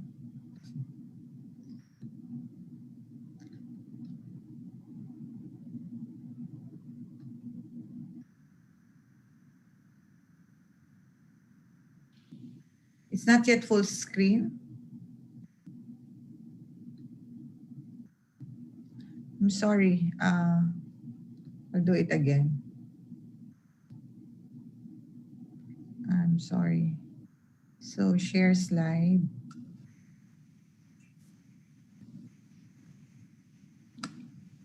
All right. Is it full screen now? It's not yet. Could you click near the yeah. What about that? That's click it. good. Yeah. Perfect. Okay. Thank you very much. It's almost the afternoon here in the Philippines, where we're an hour behind Bangkok time. But anyway, thank you very much to the previous speakers. We have all greeted each other earlier, and so I just like to hope that everybody is staying safe and healthy in the midst of this pandemic. Let me begin my presentation by looking at the shift in the landscape of our education system by quoting the World Economic Forum in its study that almost 65% of our students will work in jobs that have not yet existed, or in jobs that will still be created, and because of this will require new skills and competencies. At the right side of the slide, you will see seven disruptors to our that we will need change in competencies and skills of our workforce. First, technology is ubiquitous. It's everywhere. We have technology on our smartphone as well. There's a tsunami of data. So we are not wanting in data. In fact, the difficulty is how to shift to this enormous number of data that is available.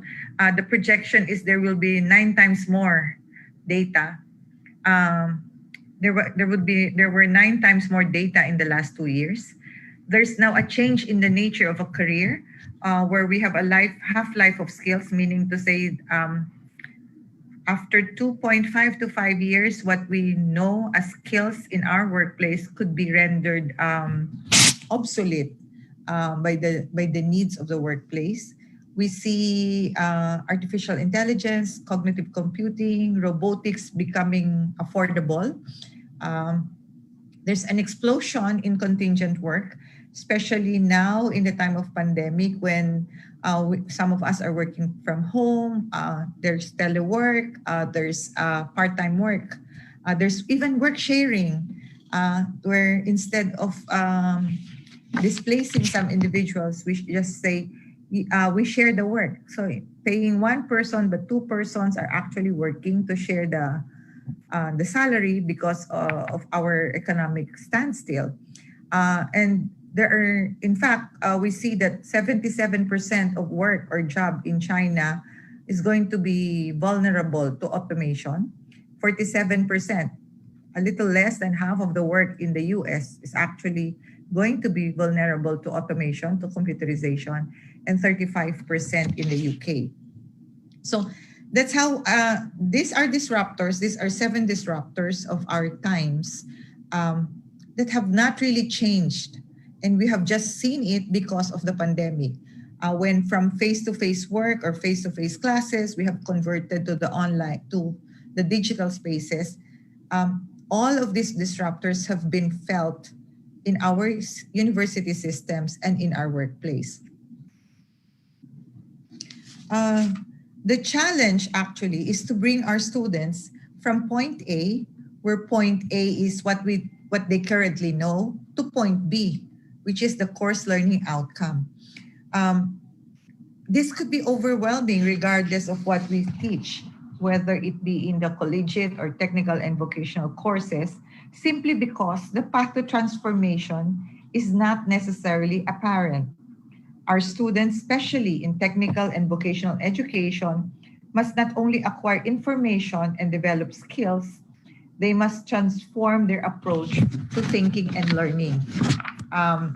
When we bring our tech voc courses online, it's not just acquiring information and skills. Our students will have to learn to try it out themselves because the faculty or our teachers learn well. The pandemic caused by COVID-19 is by far the most challenging crisis the world has ever faced in a century. It has overwhelmed global and national health service and disaster management infrastructure. It brought economy and education to a standstill. We all struggled to contain the virus and adapt to a new way of life. Apart from health and economic sectors, our education sector has also experienced far-reaching changes in its operation. Education delivery mode was quickly converted from the traditional face-to-face meetings to synchronous and asynchronous online classes. For over a year now, with some countries still experiencing spikes in COVID-19 infections, schools, colleges, and universities have turned to digital platforms to fulfill its education and training mandate.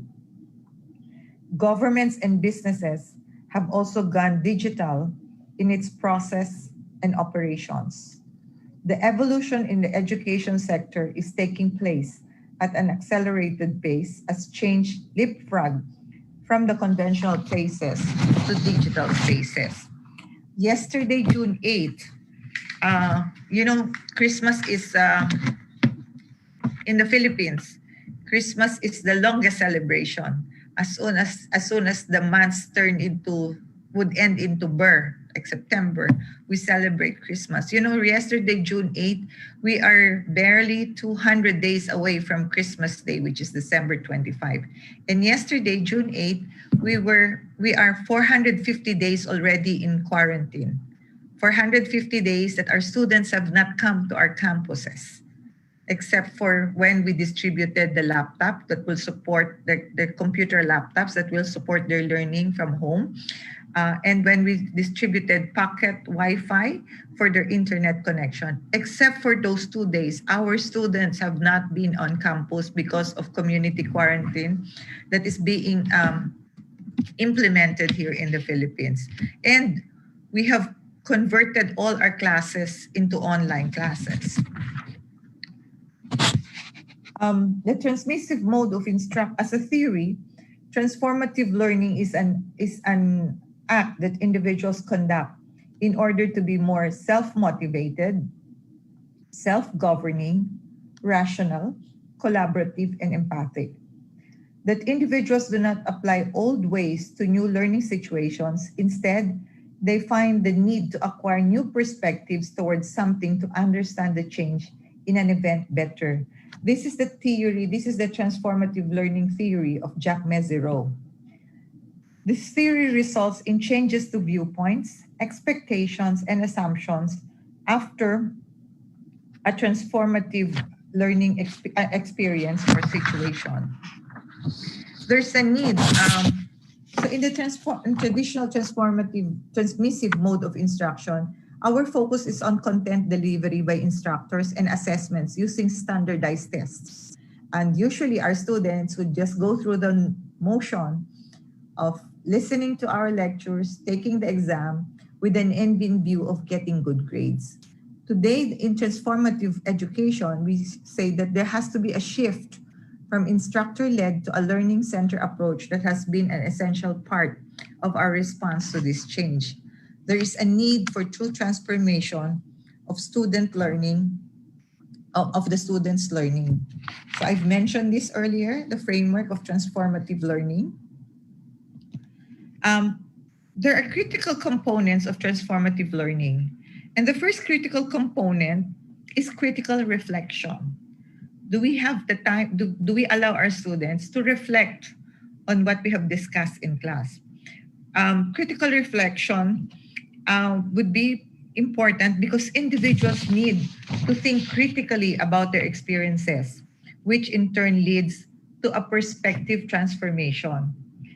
This process enhances self-awareness and promotes a deeper level of self-understanding. Critical reflection continues to be viewed as important in the process of transformative learning.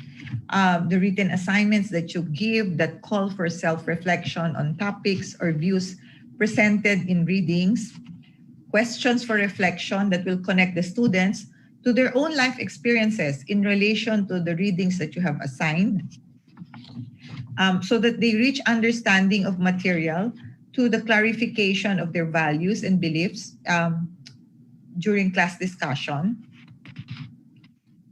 And journaling, when you ask your students to journal their experiences, their critical reflection, their experiences, these are some ways critical reflection can be fostered. Suggestions for practice include reflections on what students learned after a discussion at the end of an assignment or a semester.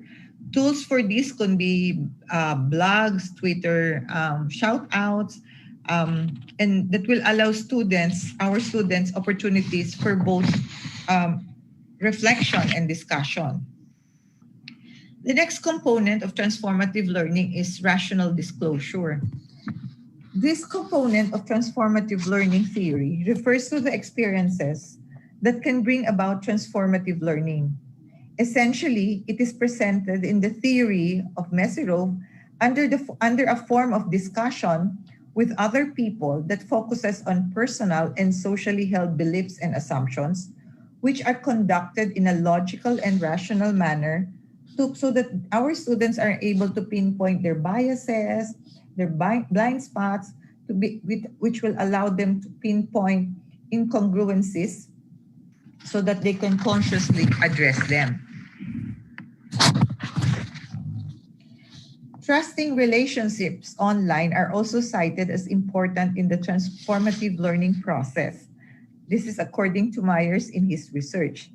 It is the trustful relationship among the class members and the faculty that students feel comfortable in questioning others, engaging in discussions, sharing information openly, and achieving mutual and consensual understanding. Eisen investigated in his research that peer learning partnerships used as a professional development tool for community college teachers, and he identified a peer dynamic that is important to transformative learning, indicative of 7 relational qualities that include trust, non-evaluative feedback. So when we give feedback, our students and our peers should feel that we are giving feedback so that learning will ensue or that learning will follow, rather than we're giving feedback as a form of evaluation. It's non-hierarchical, so it's not our professors are not, or our teachers are not teachers, but peers in an online class. So there's non-hierarchical status because this would relate to trust and openness, voluntary participation, partner selection, and that the teachers and the students and the peers would have shared goals and authenticity, that we are true to the value that the learning is student-centered and that we are aiming for transformation to occur amongst our students through rational disclosure.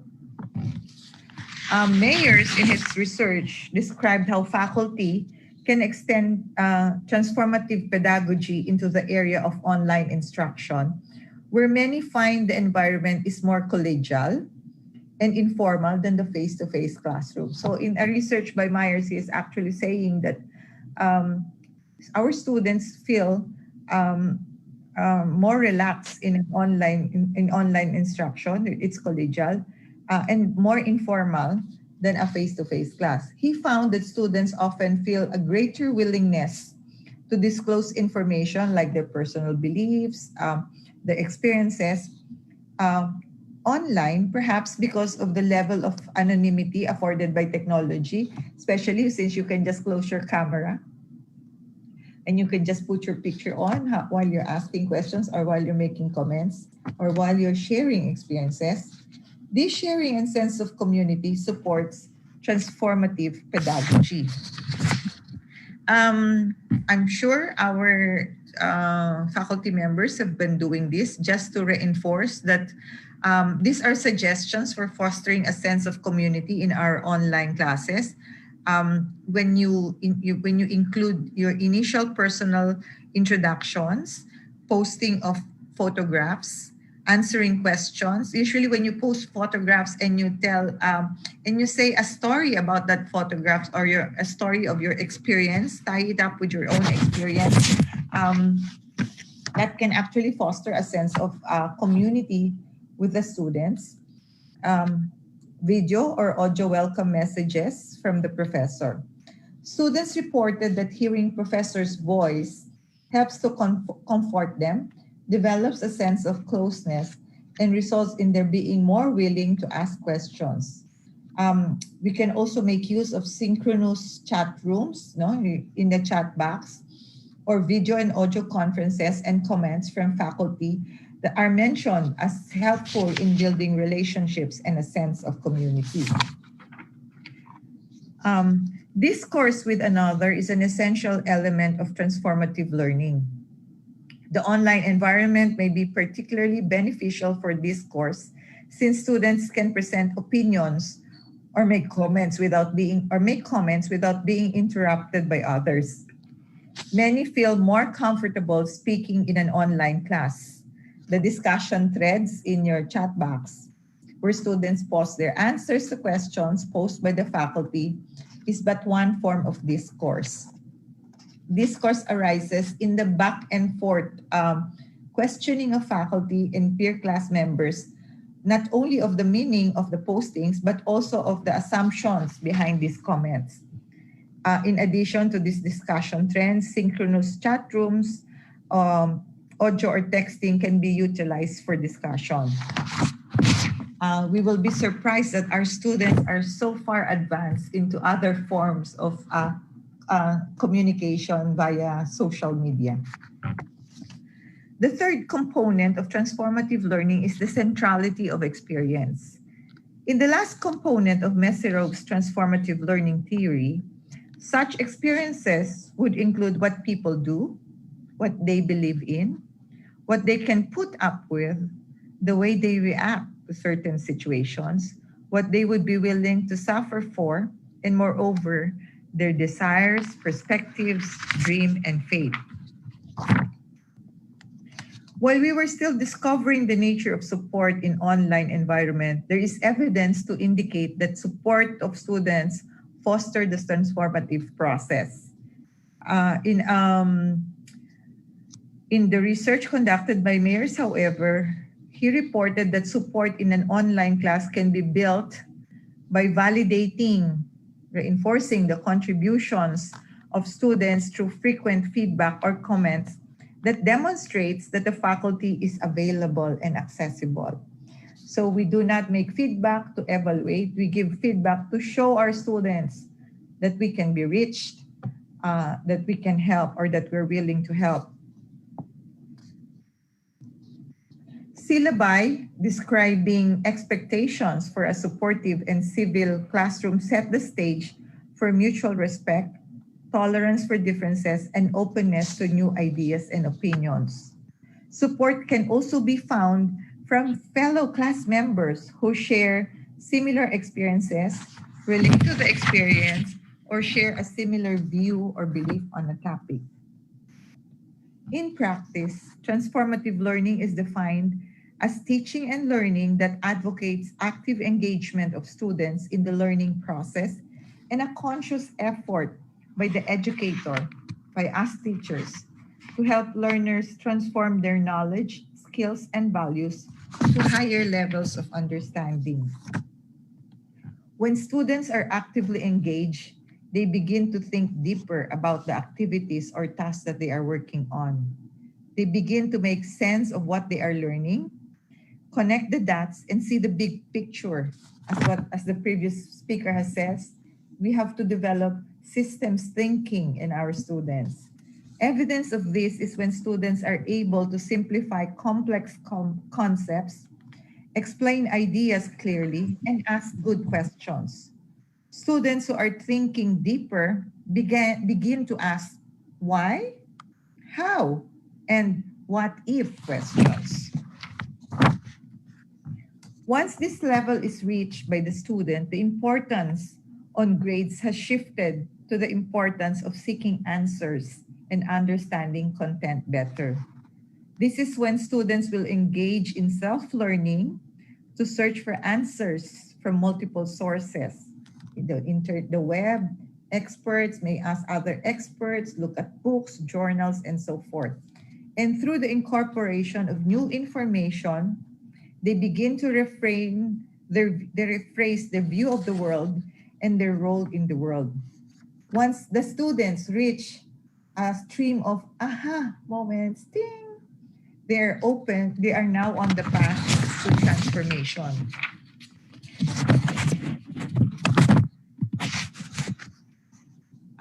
Transformative learning, however, is not without challenge. The two important challenges in the implementation of transformative learning in technical and vocational courses has been the rise in the rhetoric of student-centered learning and the focus on skills development. Both of these concepts have resulted in changes to the design of courses and teaching methods. This should also lead to changes in the methods used to assess students.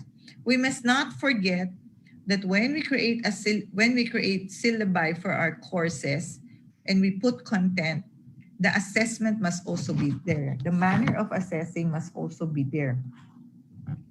Authentic assessment is a form of assessment in which students are asked to perform real-world tasks that demonstrate meaningful application of essential knowledge and skills.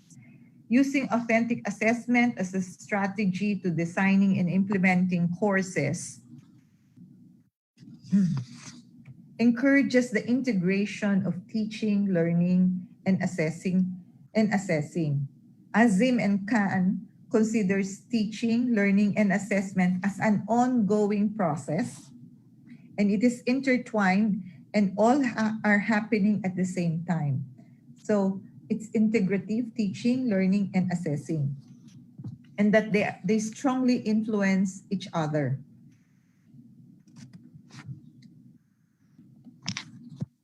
In conclusion, there is a need for technical and vocational education to adapt the paradigm of transformative learning as the delivery mode has been in the digital environment. Our students in technical vocational education must progress from transmissive to transformative learning. They must own up to what they learn in our classes. Transformative learning is identified as the approach to cultivate knowledge and skills among graduates. Courses should begin to employ authentic projects, providing students real-world experiences and real external project teams and real expert feedbacks. With courses delivered in the digital space rather than the physical space, there is a need to embrace the philosophy of empowering learners and giving them greater control of their learning and become more self-directed. This is critical transformation. While it all began as our coping mechanism to continue education sans on-campus classes in this time of the pandemic, it is now adopted framework towards education 4.0 so that we can develop students for industry 4.0. The study of transformative learning in the online environment generates numerous questions for practice and continued research. Some of the questions include, are educators cognitive of transformative learning opportunities? As educators, we have to be sensitive. So what is the level of sensitivity of educators for the transformative learning opportunities?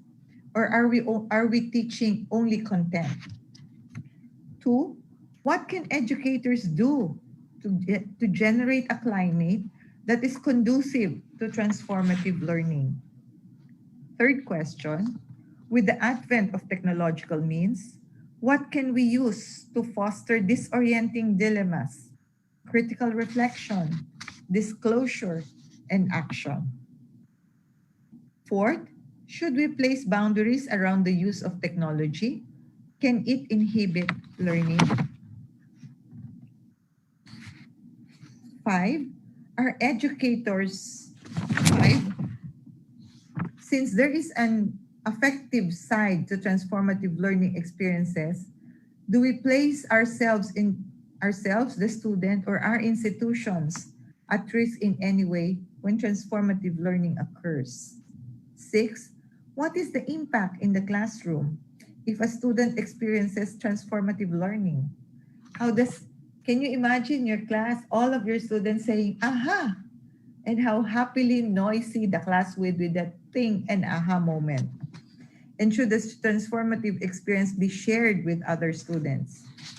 How do educators develop awareness of students experiencing or are on the edge of transformative learning? And last possible question for research, how do we assist self-awareness and provide support as students experience possible discomfort. Despite the growth in understanding transformative learning, there is still much to be discovered about the practice in an online classroom. We are reminded that wearing the title of a transformative education should not be taken lightly or without considerable personal reflection. While the rewards may be significant for the educator and the student, transformational learning demands a great deal of work, skill, and courage. It also means perhaps a transformative learning experience of our own about the way we currently teach. Maraming salamat. Thank you very much and good day everyone. Great. Thank you very much, Professor Dr. Tensa, the President of Christian City University from the Philippines. And I have took note some key points from your presentation that is very interesting and very informative. You have discussed about the previous theory of transformative learning, pedagogical framework of transformative learning, and also its challenge for technical and vocational course implementation and the need for the technical and vocational education to adapt the paradigm in a digital environment. And I know that you have shared about how to take an opportunity from the digitalization to convert from traditional face-to-face class to synchronous online class, and also the importance of transformative learning that individual can conduct in order to be more self-motivated, self-governing, rational, collaborative, and empathetic. This is very interesting, and this keyword you already discussed, and you have mainly mentioned about the three components of the successful transformative learning from the previous theory with your own conclusion. You talk about the critical reflection, which is how the individual can reach perspective transformation through the enhancing self-awareness, self-understanding, and the concept that encourage students to do assignment, writing, a self-reflection about their own experience life. It's very interesting, and I think every university have done this self-reflection for their student as their assignment. And you also share the rational disclosure, discussion with other people, sharing experience, also personal belief, trustful relationship, and other assumptions in the logical and rational manner. And also the last component of the transformative learning is a centrality of experience, which is the way the people can react to certain situation can be different based on this desire, perspective, dream, and fears. And the other point, Dr. Tensa emphasized the nature of support in online environment that foster transformative learning, the contribution of student, active engagement, conscious effort by educator transform their knowledge, skill, value to high level of understanding. And the last point, she talked about the two important challenges in the implementation of transformative learning in technical and vocational course, with the result from the change of the course design using the attentive assessment and also the teaching method, which are the rise in the rhetoric of student-centered learning and the focus on the skill development. Also, she shares with us on the digital environment, which is very crucial for adopting the new paradigm of the transformative learning of vocational and technical learner. And lastly, she have shared with some research question, some important topic which should be more a future study in the transformative learning. That I think it's very interesting topic, and I think most educational researcher will take note and try to explore on this important question will be shared by Dr. Tensa. I think because the time limited, I will come back to you again, Professor Dr. Tensa, in the question session. I have noted some question for you, very interesting. So thank you very much, Professor Dr. Tensa, for your kind sharing this important session to our participants. Okay. Ladies and gentlemen, let me move to the last speaker from the United States of America, Professor Dr. Donald. Nagawa mo na ba yun? Hindi pa rin. Professor Dr. Donald Jacob. He will share with us on the topic work-based learning and technology, introducing Situate, the digital version of structure on the job training. Professor Dr. Jacob, are you with me now? Can you hear me? Professor? Yes, I am. Good morning to you. Let me take this opportunity to introduce your brief biography to our participant. Professor Dr. Jacob is a professor of human resource development of the University of Illinois of the America, and currently he's serving as the president of Situate, LLC, which is the digital version of the structure on the job training known as SOGT.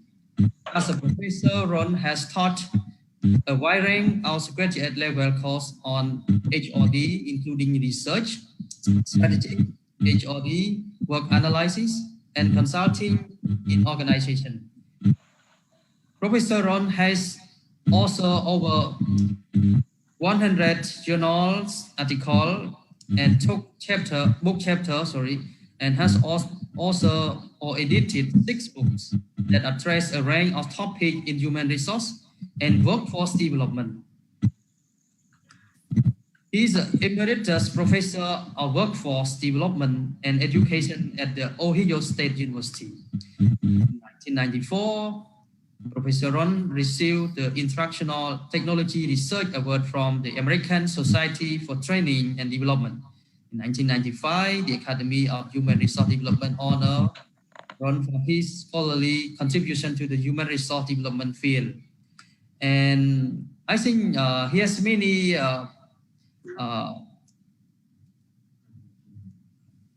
good achievement, research, published books, and professional lecturing in the university. He has a broad area of active research and knowledge. And because of the time, let me take this opportunity to invite Professor Dr. Ronald Jacob. May I please invite you to the stage, Professor? Thank you very much. And yeah, please. Do you have the file to share, or for me to do that? Would you like to share yourself, or let us to share for you? Okay, thank you. Mm-hmm. Good morning, everybody. It's my pleasure to be here with you. I say good morning because it's morning for you, and it is actually morning for me as well, because I'm coming to you from the East Coast of the United States, and it is now 12:15. So it is morning for me as well. And as I say, it's my pleasure to be with you this morning and share with you some information that I think complements many of the comments that have been made up to this point, and also I think extends some of the comments into an area of importance within vocational technical education to a large extent. So my topic has to do with work-based learning. We know what that means. And I want to share with you in this presentation information about structured on-the-job training, which I think you've heard of, and my work in that topic, and also to let you know about some of the activities that I've been engaged in in developing a digital version of SOJT. And at the end of my presentation, I will ask and see if there's any institutions that are listening in today that might be interested in participating with me and some other institutions in a pilot project. So let me share with you information. Excuse me. Most of you have heard the term structured on-the-job training. I introduced the term into the literature in 1987, which may seem like a long time ago, and in some respects it is.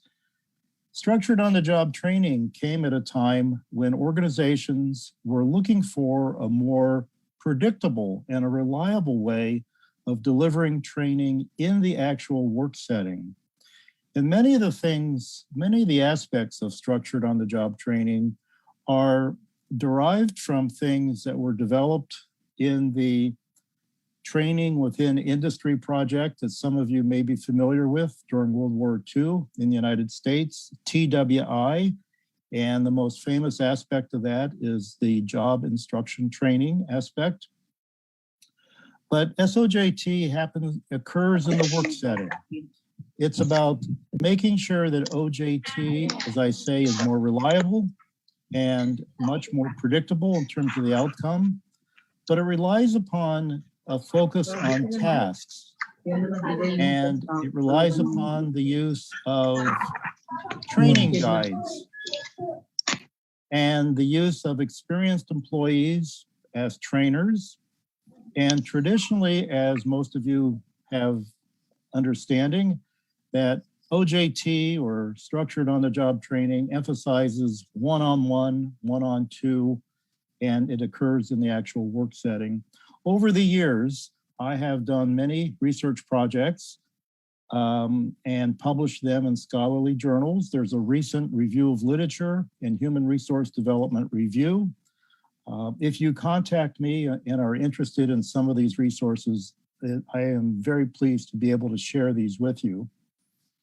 Much of my research has been to look at what's called training effectiveness and training efficiency. And that has to do with the outcomes. What are the impacts of using structured on-the-job training in the workplace? What are the impacts in terms of work performance? As a result of my work, I'm pleased to share with you, maybe some of you already know this, that of course employers have used SOJT and throughout the world. It was part of the South Korean, HRD Korea adopted it a few years ago as part of some important things that they were doing in terms of supporting SMEs. But also, and I mentioned that it's because of its National Workforce Development Agency perspective. And it's also been used as part of work-based learning or co-ops or apprenticeships in technical and vocational schools around the world as well. So when students go into the workplace with an employer, there's an opportunity for them to be able to conduct the training and know exactly what the expectations are for the students. And you may be familiar with books that I've written on structured on-the-job training. On the left, there's a book, 2003, the second edition of the book on SOJT, and a recent book, 2019, has to do with work analysis. So it's one of the few resources that are available that have to do with job analysis, task analysis, occupational analysis, and those kinds of things, competency, individual competency analysis, things of that nature. So I have thought about these topics very deeply over the years, and with a focus on what happens when people learn in the context of doing. Well, we know that in many ways, as we have been discussing tonight and this morning, that things have changed.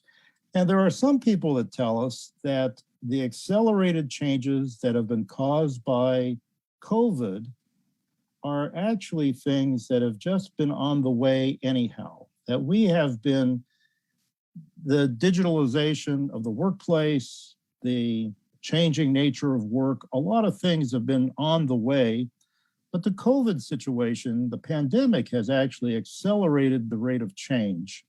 I tend to agree with that from my anecdotal observations in organizations and discussions with managers, that there is this need for increased productivity and the use of technology to do things that they weren't able to do before. So we know very clearly that there's a changing nature of work, that there is a digital transformation that we know, we have been discussing that throughout this morning's presentations, that the workplace has become much more oriented towards the use of digital technology.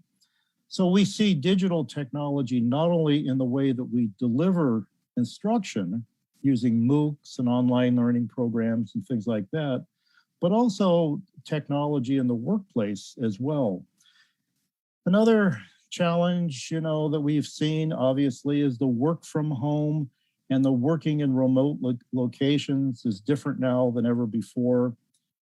From my perspective, I think about it as the expanded definition of what is the work setting. The work setting used to be within the boundaries of a physical building, a location, but now it can be any place. You can be sitting in a coffee shop, and that can be your work location. And as many of you know, that many organizations today, because of the competitiveness that organizations, employers today have quality management requirements. They have to meet certain requirements in terms of ensuring quality and meeting standards, for example, with Food and Drug Administration. We know about that in terms of the vaccines and things like that. But one of the issues with all the changes that are going on and difficulty in bringing people together with instruction is the realization from a lot of people that current learning technology limits the outcomes, that many online learning programs do not give the opportunity to provide skills. In other words, people are learning ideas, concepts. A colleague of mine talks about these in terms of library topics. So you can learn about leadership through an online learning program, but giving individuals the specific skills of being a leader in their organization is something that is not really capable in a lot of the platforms that we see today.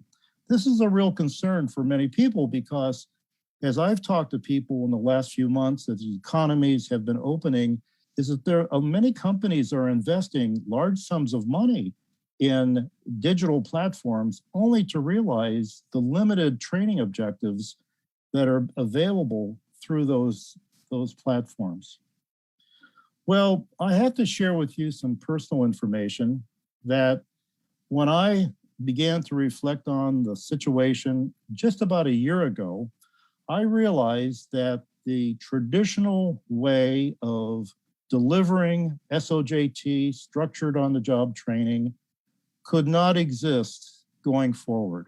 And even when the pandemic was over, it's unlikely that the workplace would rebound to the same degree where it was before that. And it gave me some great deal of reflection to think about adding a greater flexibility of how workplace learning would occur so that there would be a digital version of SOJT. And I have called this Situate. The platform is called Situate.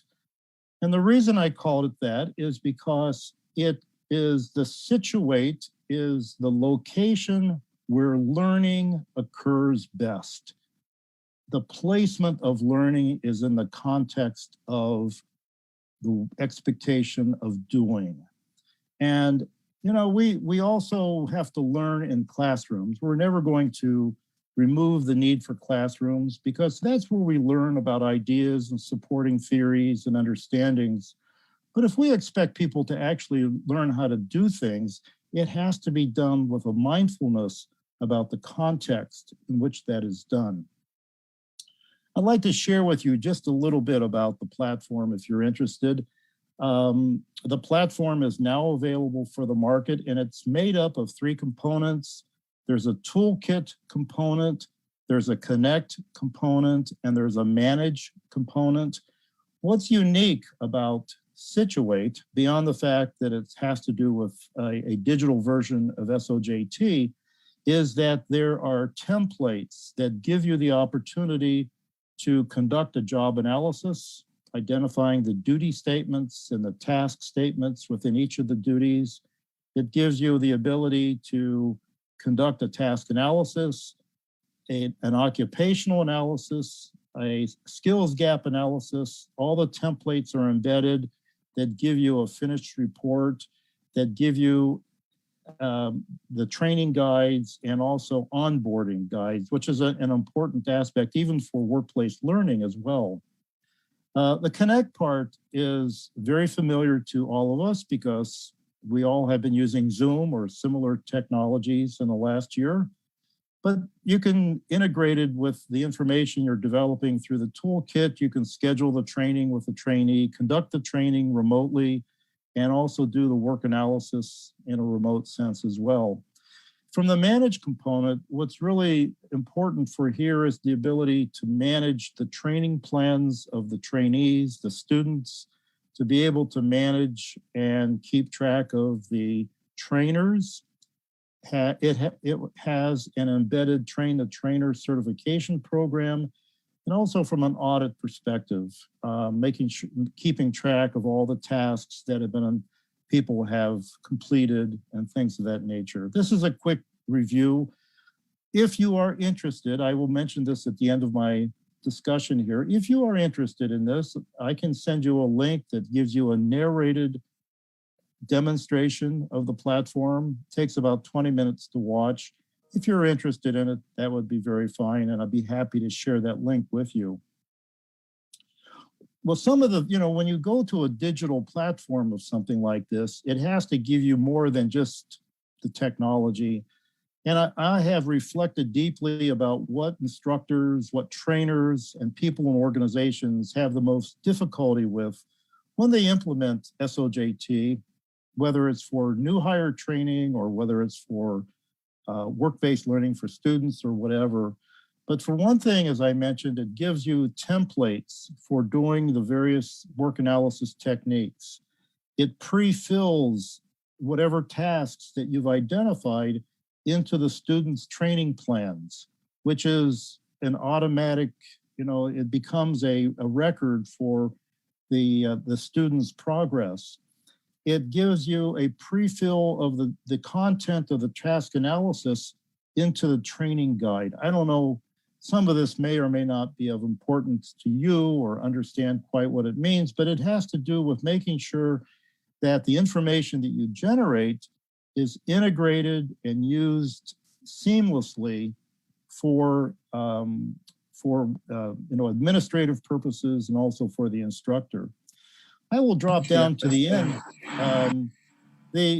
The idea of performance checks, and I was very interested in the comments in the previous presentation about authentic assessment. And I think that is so important for us to think about, because if you are learning in the context of doing, then you have the opportunity for really having an authentic assessment, because you can either observe people, even in a remote situation, each of you having handhelds, you can observe a person doing something. You can record the person doing it. You can have multiple raters who can review the student's work. And all of that would be integrated from the performance check at the end of the training into the training plan for that student as well. So, the idea of work-based learning is an important part, as all of us understand, because it's a critical part of preparing our students for the workplace later on. There's a lot of aspects that we can talk about in terms of enriching the learning experience when they are in the institutions, within our institutions. But we also know that we have to send our students out for those experiences as a transition into employment. And, some of these issues of work-based learning have to do with making sure that we match the learning that occurs and the working. And we want to make sure through job analysis that the skills that we are teaching, that we are training our students, are valid, that they represent the occupation or the job that we're interested in. The idea of using something like Situate brings employers and schools together in a planning perspective, because together they can look at the job analysis and identify which tasks would be important for the employer to focus on. SGA, as you can see in this bullet here, stands for Skills Gap Analysis. And there's a component within the toolkit that gives the ability to conduct a skills gap analysis of looking at one job analysis and comparing it with a forecasted job analysis within that same job or occupation, and identifying which tasks differ within that time span. It provides a training plan for the students that's based on the work. That's not just based on ideas or topics or anything like that, but it's based on tasks that have meaningfulness to that job. And I think this is really important. This is something I've observed globally, is that when we send our students into work-based learning situations, many times the employer has no idea what to do with that student, does not have the capacity, the capacity to conduct training in an efficient way, in an effective way. And so using SOJT, perhaps in the context of Situate, gives the employers a methodology, something to use that they can use for delivering the training to our students. And finally, I think, we are all looking for accountability and making sure that whatever students are learning in the context of, out of our view, and they are now in the employer's context, there's accountability for what is done with their time. These are important issues, I'm sure all of you, and I have to say that over the past year, as I've talked to people globally, a lot of people from the Middle East, the Gulf, and in Asia and Africa as well, that the accountability of work-based learning on the paper, it's a great idea, but sometimes it has many issues involved because of the partnerships that we don't know exactly from a school perspective how to help our partners deliver on the expectations that we've set. Within the Situate context, there's a idea today that what we are doing is setting up pilot projects. I'm especially interested in work-based learning. I'm interested in using Situate within employer situations as well, of course. But I really think the work-based learning aspect is a very important way of using this technology, this digital platform, Situate. At this time, we have a pilot project in Abu Dhabi that will start with the Vocational Education and Training Institutes and automotive technicians.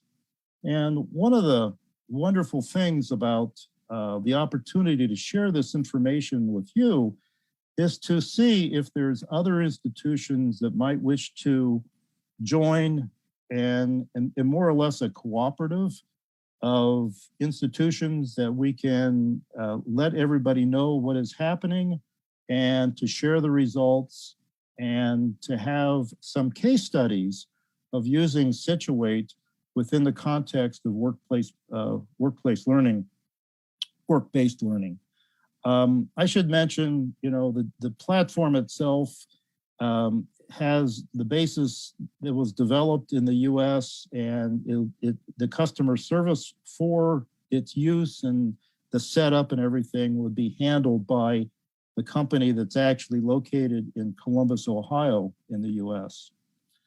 So this has been, for me, a very short opportunity to share with you what I'm doing. I have had a long career. Some of you may know me from others. I go to Asia quite a bit. And so I've spoken, maybe you've seen me speak. I see some people from Singapore in the session. And so there are some people that I know. I go to China quite a bit, and I probably will be in China in November as well. But I'm just very pleased to be able to use this opportunity to share with you. I think the message that we need to share with each other is that if we are going to move to a more digital learning space, we cannot change our expectations. We have to look for achieving the same important training outcomes that we have if we were face-to-face with our students. So the limitations sometimes of online learning programs, we feel like we just have to accept that those are limitations that we have to live with. But no, we have other options. And there may be other platforms that will try to achieve the same thing that Situate does. And I think that's great, because this is a very important issue that we need to address within our context. So thank you very much for the time.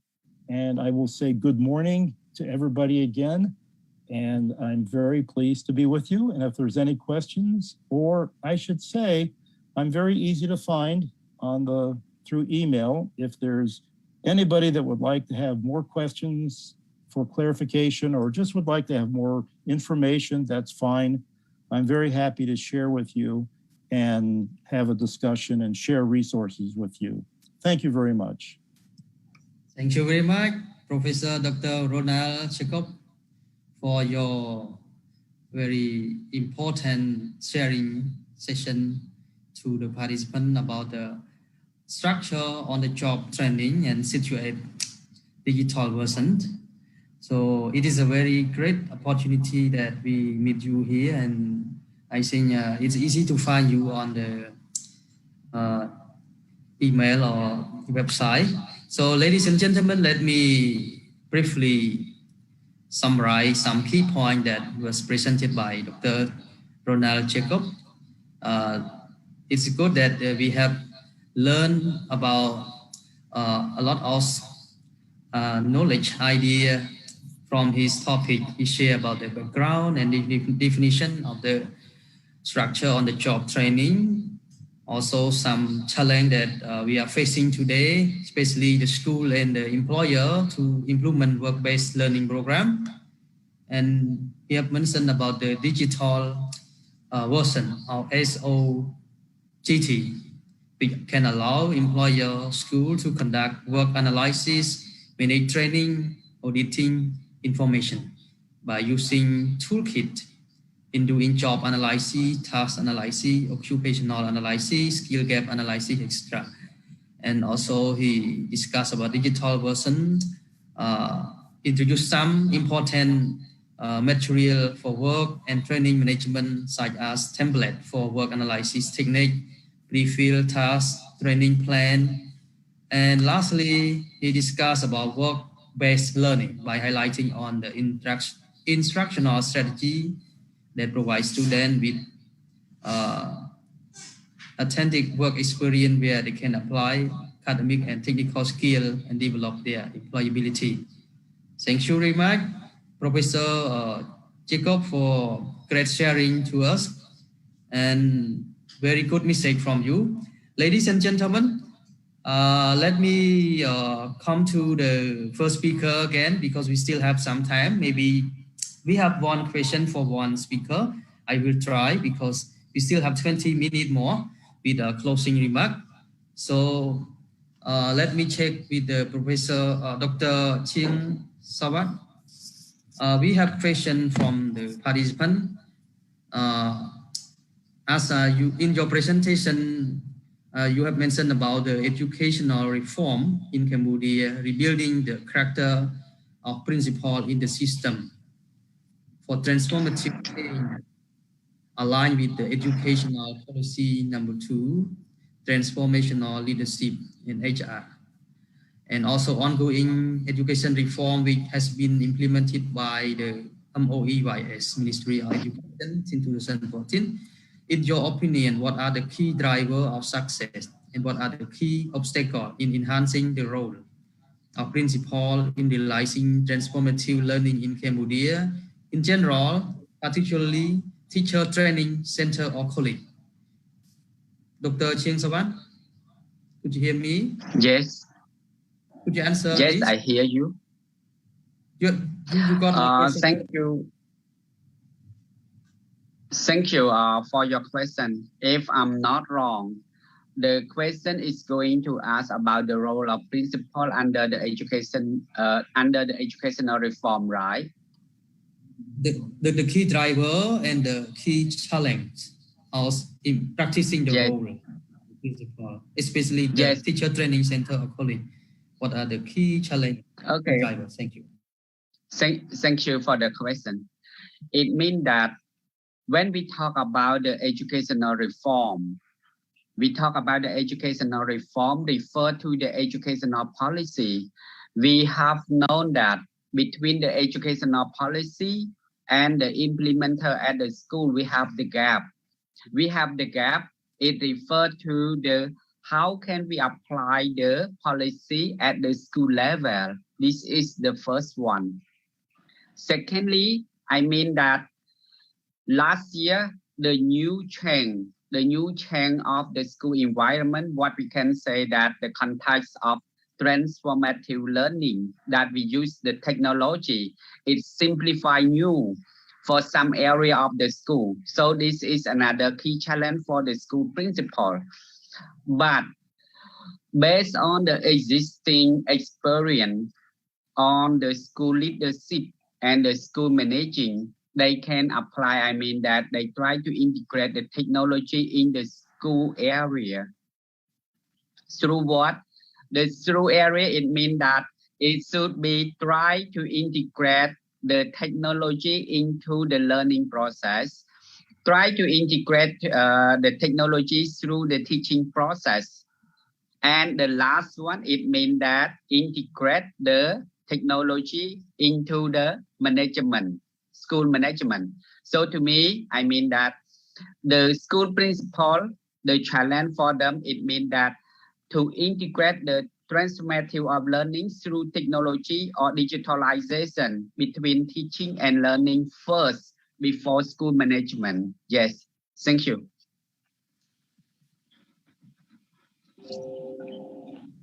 Thank you very much, Dr. Ching Sawat, for your brief answering the question. And because of the time, let me move to the next speaker, Professor Dr. Agus Marino. Professor, we have the question from the floor, talking about, you have talked a lot about the networking, personal networking, institutional networking. So in your idea, can you share more about how do we enhance networking among young learners in the digital era, especially high school students, in terms of transformative learning approach? Could you share your own idea? How can we enhance the networking among the high school learner? Professor, could you hear my question? Thank you very much. Thank you very much. In the digital era, networking will be very easier to develop. Yeah, even for the high school, junior school.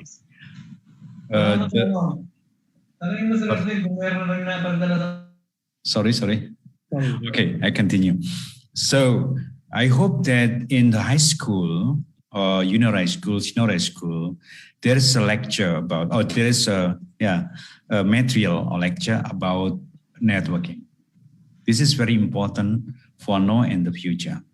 So networking between institutional networking between one school with other school is important, but the most important thing is networking between student in one school and with another student in the other school. In one region or in the global. So the teacher can develop a kind of a lecture how to build network. For example, so every student should propose their network, their own network today. So then they create the people who has network, personal network, and then to extend the network to the other school. They can make a list of school of student in all the school, which already has a network with them all. So they have already personal network, and then try to have a contact with them by sending email or by sending a picture and content of development. So if the teacher keep a kind of very nice lecture material, they can send to the other student outside. So the other student in the outside school also understand about that. So if we do that massively in terms of moving, like what I have already explained you, then you can imagine the knowledge will be distributed very well, very massive, and the understanding of something will also very quickly.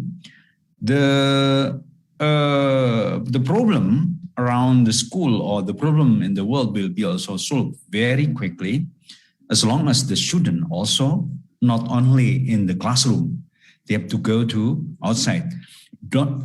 Of course, in the pandemic era, should be restricted with the health protocol, yeah, of course. But some of my student is not coming to the university, but I give task to the student to make a kind of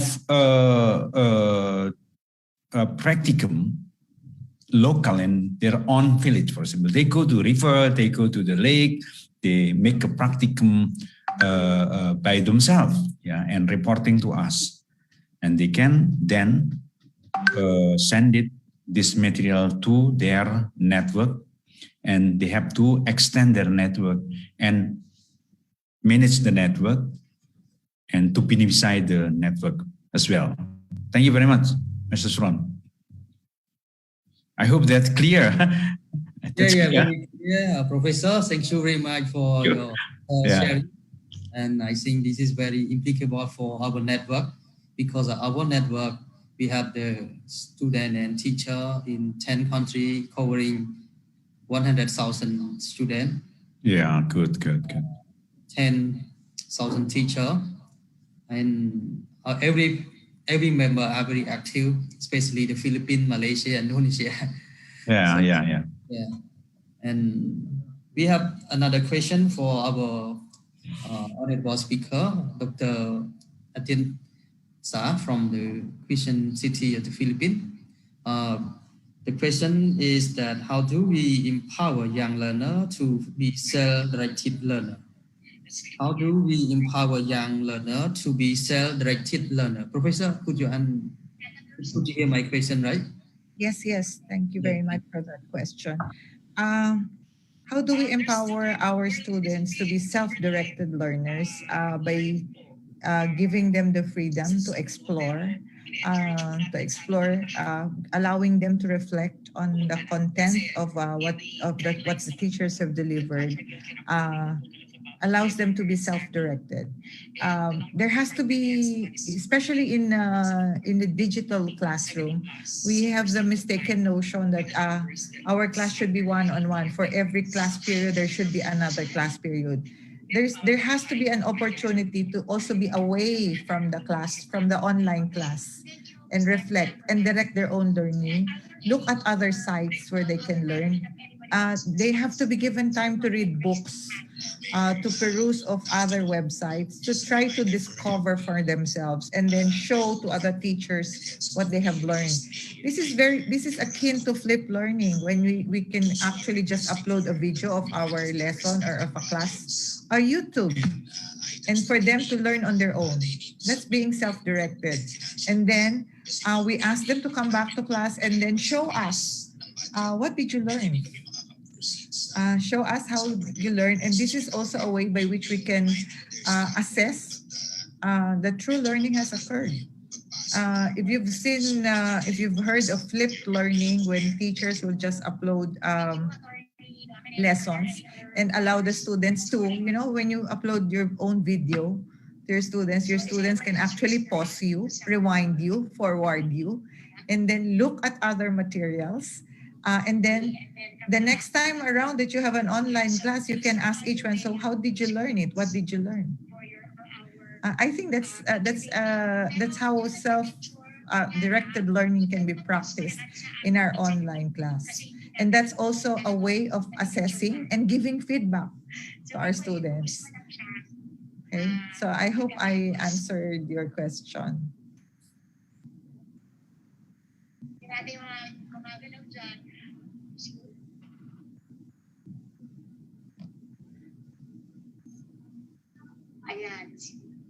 Okay, smile. One.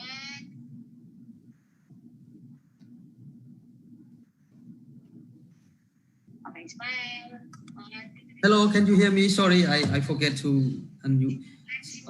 Thank you very much, Professor, for your detailed answering the question. And I hope if there is time, we will come back to you again. So let me move to the next speaker. We have the question for Dr. Jacob. The question is, how effective can we use the Situate version for our high school, college, teacher professional development to capture the aesthetic work experience? Professor Jacob, do you hear me, right?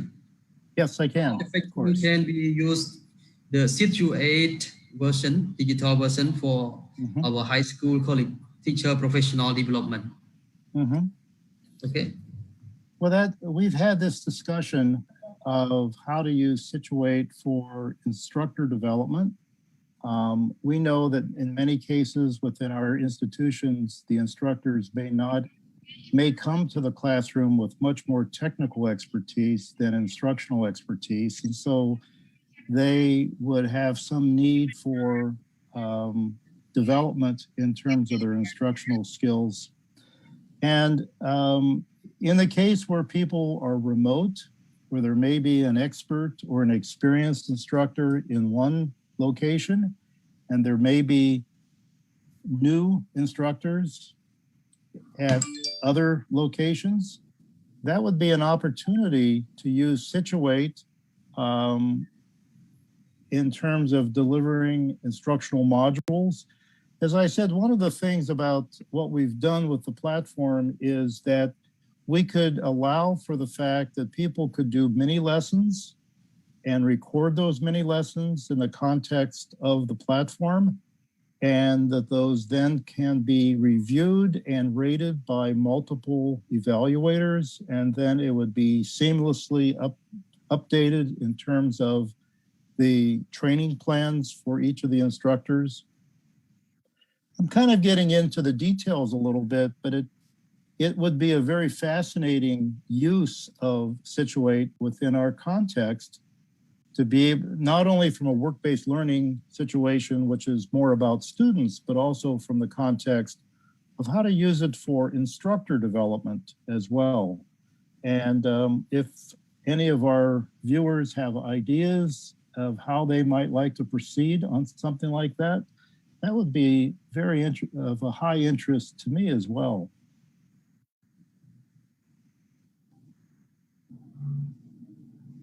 Thank you, Professor, for your answer. And I think participants can understand well of the every speaker presentation, very detailed and with some discussion.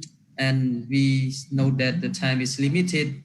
So I'm so sorry if there is not available for us to take your question to the speaker.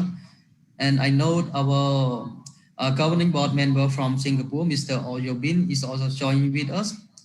Miss Iko from China is also joined with us. Mr. Oyobin, do you have any impressive comment for our speaker or for the webinar? Yes. It's a good afternoon here. Hello, Dr. Jacob. Nice to see you again. Yeah. Okay. We have our students in ITE Singapore. They all go for internship.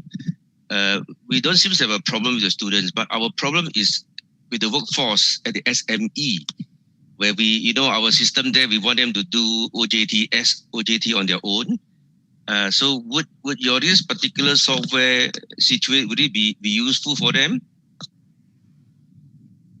I think it would. From the context of a SME, there's still the need to document the work, as you and I both know. There's still the need to identify and have training guides or modules for the trainees. And I think what we've tried to do with the Situate platform is to make it as easy as possible, to take the extra steps out of it so that if you are a HR manager, if you are a manager, quality or safety manager in an SME, that it will be an easier task for you to set up the SOJT for those students.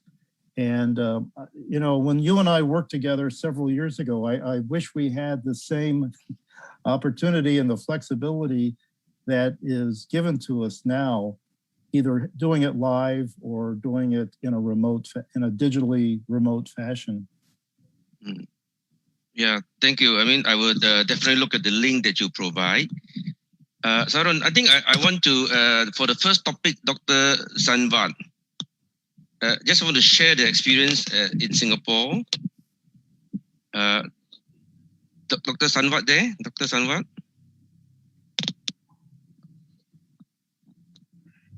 Hello? Okay, I just want to share that, for the role of the principal in trying to transform or move into digitalization. Now, what happened in Singapore is that this type of topic is actually quite difficult for the lecturers to move in. So what we did was we actually have to organize a lot of what we call hackathon, right? Where the lecturers will form groups, multidisciplinary group, and they will move into hackathon and they will come up with the projects on their own and to convince or to showcase that how digitalization has helped to increase productivity and learning. And for the students, all those new what do you call industry 4.0 topic like data visualization, data analytics, and so on. We partner companies that actually have provide such software so that the student actually will make use of all this data and they will go into a competition as well, right? To make use of the big data, to use to do data analytics, and then from there, analyze and come out with a conclusion from using data visualization software. So in this way, it will help students and lecturers to understand why we want to move into digitalization and give them very solid examples, and then we share between the schools and the polytechnics. Yeah, thank you. Yes, thank you very much, Mr. Oyubin, for your sharing and comment on the topic and also some important message to our. So because of the time limit, and I am so sorry that we are 5 minutes beyond the schedule. So lastly, let me move to the closing ceremony. May I invite Dr. Ai Song Hieng, Director of Cbo TED, to deliver a short closing remark to our webinar. Please, Dr. Ai Song Hieng.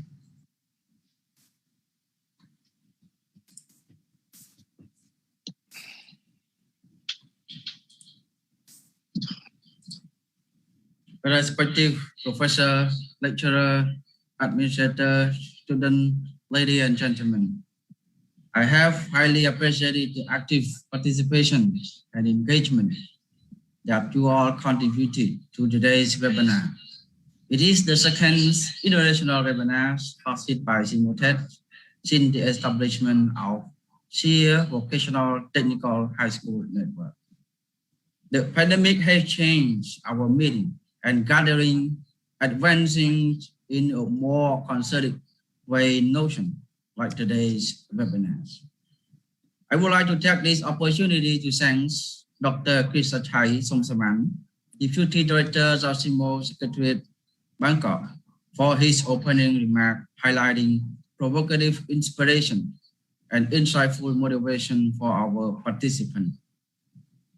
Particular thanks are given to Dr. Chiang Sawat, teacher trainer at National Institute of Education, Cambodia, Associate Professor Dr. Inya Agnes Mariono, Dean of Vocational College, University of Gajah Mada, Indonesia, Professor Dr. Terasita Tensa, President of Quezon City University, the Philippines, Professor Ronald Jacob, Professor of Human Resource Development, University of Illinois, Urbana-Champaign, and President of TSUA, the United States of America, for sharing and presenting tacit knowledge as part of knowledge management, knowledge sharing, and dissemination to our participants today. It is also the professional learning forum for school management, teacher, practitioner. Finally, I would like to acknowledge the Asia Pacific Consortium of Researchers and Educators, APCO, the Philippines. It promotes the event today in the Philippines, so most of the participants are from the Philippines. Thank you so much. Today's topic reflects the preparedness and readiness for the skills in IR 4.0 and IR 5.0 in the future. It is one of the supporting system for teachers, practitioners, for their continuous professional development program, helping them to achieve knowledge bottleneck. Research shows that student achievement are undermined by teachers who are inadequately prepared for academic challenges. Therefore, today's webinar is one of the alternative solutions to prepare them to face the challenges cognitively. Everyone learns differently, and understanding the different way that human learn is crucial to educational success. Transformative learning focuses on adult education and young adult learning, focusing on the ideas that learners can adjust their thinking based on new information. As raised by Dr. Agnes from Indonesia, 96% of leaders say that the pandemic speed up the digital transformation. This kind of learning experience involved fundamental change in our perception. Learners start to question all things they knew or thought before and examine things from new perspective in order to make room for new insight and information. As shared by Dr. Terasita, 65% of students will require new skills and competency to sit down successfully in the labor market. It is the right track that students have to prepare themselves, not only students, even though teachers and school management. As raised by Dr. Ronald Jacob, the digital transformation, expanded work setting, and learning technology are our today's challenges that we have to be considered and tackled. Social learning approach as mentoring, coaching system, model good practices with diverse learners from different settings. Today's learners attend training sessions away from where they work instantly. Online learning is applied to meet the short run. Knowledge is tightly integrated with their clinical practice. which create a more powerful learning experience. Confucius said that what I hear, I forget. What I see, I may remember. But what I do, I understand.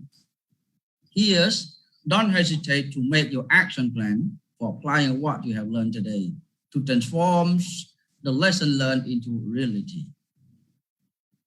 Anyone who stopped learning is old.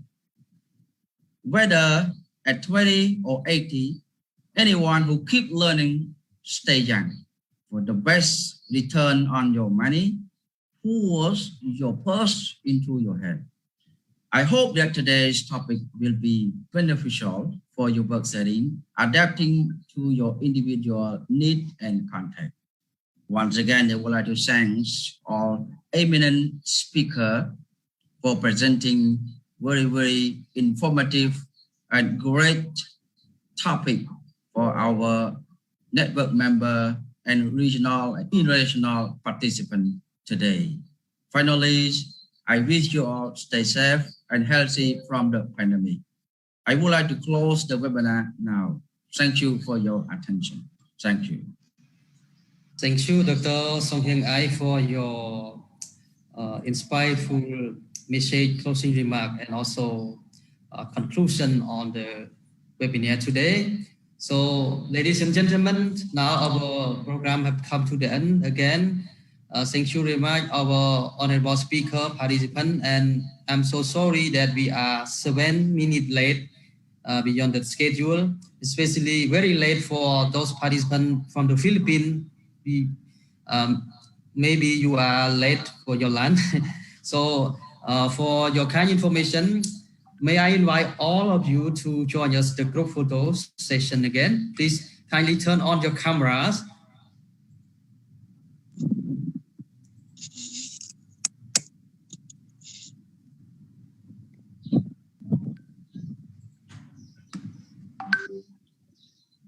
Okay, 1, 2, 3. Please turn on your camera and smile. And when we are so hungry, 1, 2, 3. Yeah. One more. 1, 2, 3. Yeah, finally we still see people can smile when we are late for lunch. Okay, one more. 1, 2, 3. Okay, thank you very much everyone for your kind participation and patience. And may I apologize for the unintentional mistake and difficulty or problem incurring during the webinar. Thank you very much. And please don't forget to fill in the evaluation form. We have shared in the chat room, and also we will share you in the slide. Please stay safe, healthy, and good luck, and see you in the next event. Goodbye. Goodbye, sir. Bye. Thank you. Bye. Thank you. Bye. Good luck. Goodbye. Goodbye. God bless. Bye. God bless everyone. God bless us. Thank you. Thank you very much. Everyone. Thank you po. Maraming salamat. Thank you. Goodbye. Thank you very much po. Thank you. Stay safe. Bye, everyone. Thank you. Sorry, the participant from the Philippines, you are late for lunch today. Thank you. Okay. It's okay. Thank you very much. Bye. Mabuhay. Paalam. Thank you so much. And we are waiting this certificate, okay, for the committee. Everyone, this is the link. You can fill your evaluation form. We still open it. You can scan QR code, and then you can fill evaluation form. You will receive the certificate in your email within 3 days. Okay.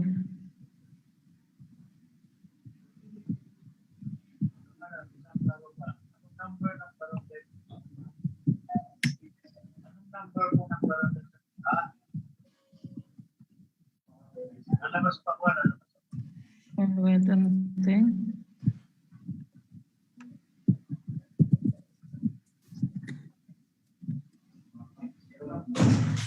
What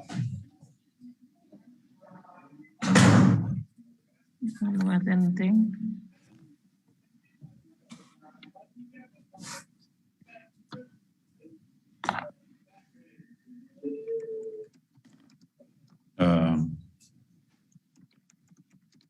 Surwan, Mr. Surwan. Thank Hello, you very Professor. much. Yeah, thank you very much. That was very nice. Workshop, I think. I got a lot of things from the first two. Yes. Yeah, from the speaker, I got also a lot of information. It was very nice for me also. Thank you very much for your inviting me, Mr. Yes, Surwan. thank you very much, Professor. We have learned a lot from you, from the professor. And so we have some participants request for slide presentation. Would you allow us to share this? Yeah, I have already shared in, in the chatting. You can see the chatting I have sent. That's great. That's great, Professor. Yeah, I yeah, know you are very busy and yeah, of course. Yeah, yeah. Do you think you understand what I explained? Actually, I'm not from the educational background, at least like for student for high schools, junior high school, but I'm from university and from engineering. So maybe my point of view is a little bit different. I hope that this point of view can also make a little bit change in educational transformation in the future. Do you think so? yeah, I think so. We hope that our agreement, the MOU, will be signed soon after your side has done double checking and improvement. Yeah, okay. Yep, then we can work together. Thank you, brother. Okay, brother. See you then. I leave this meeting, yeah? Yeah, please. See you Stay next. safe and healthy. Yeah. Bye-bye. Bye-bye. Goodbye. Thank you, sir.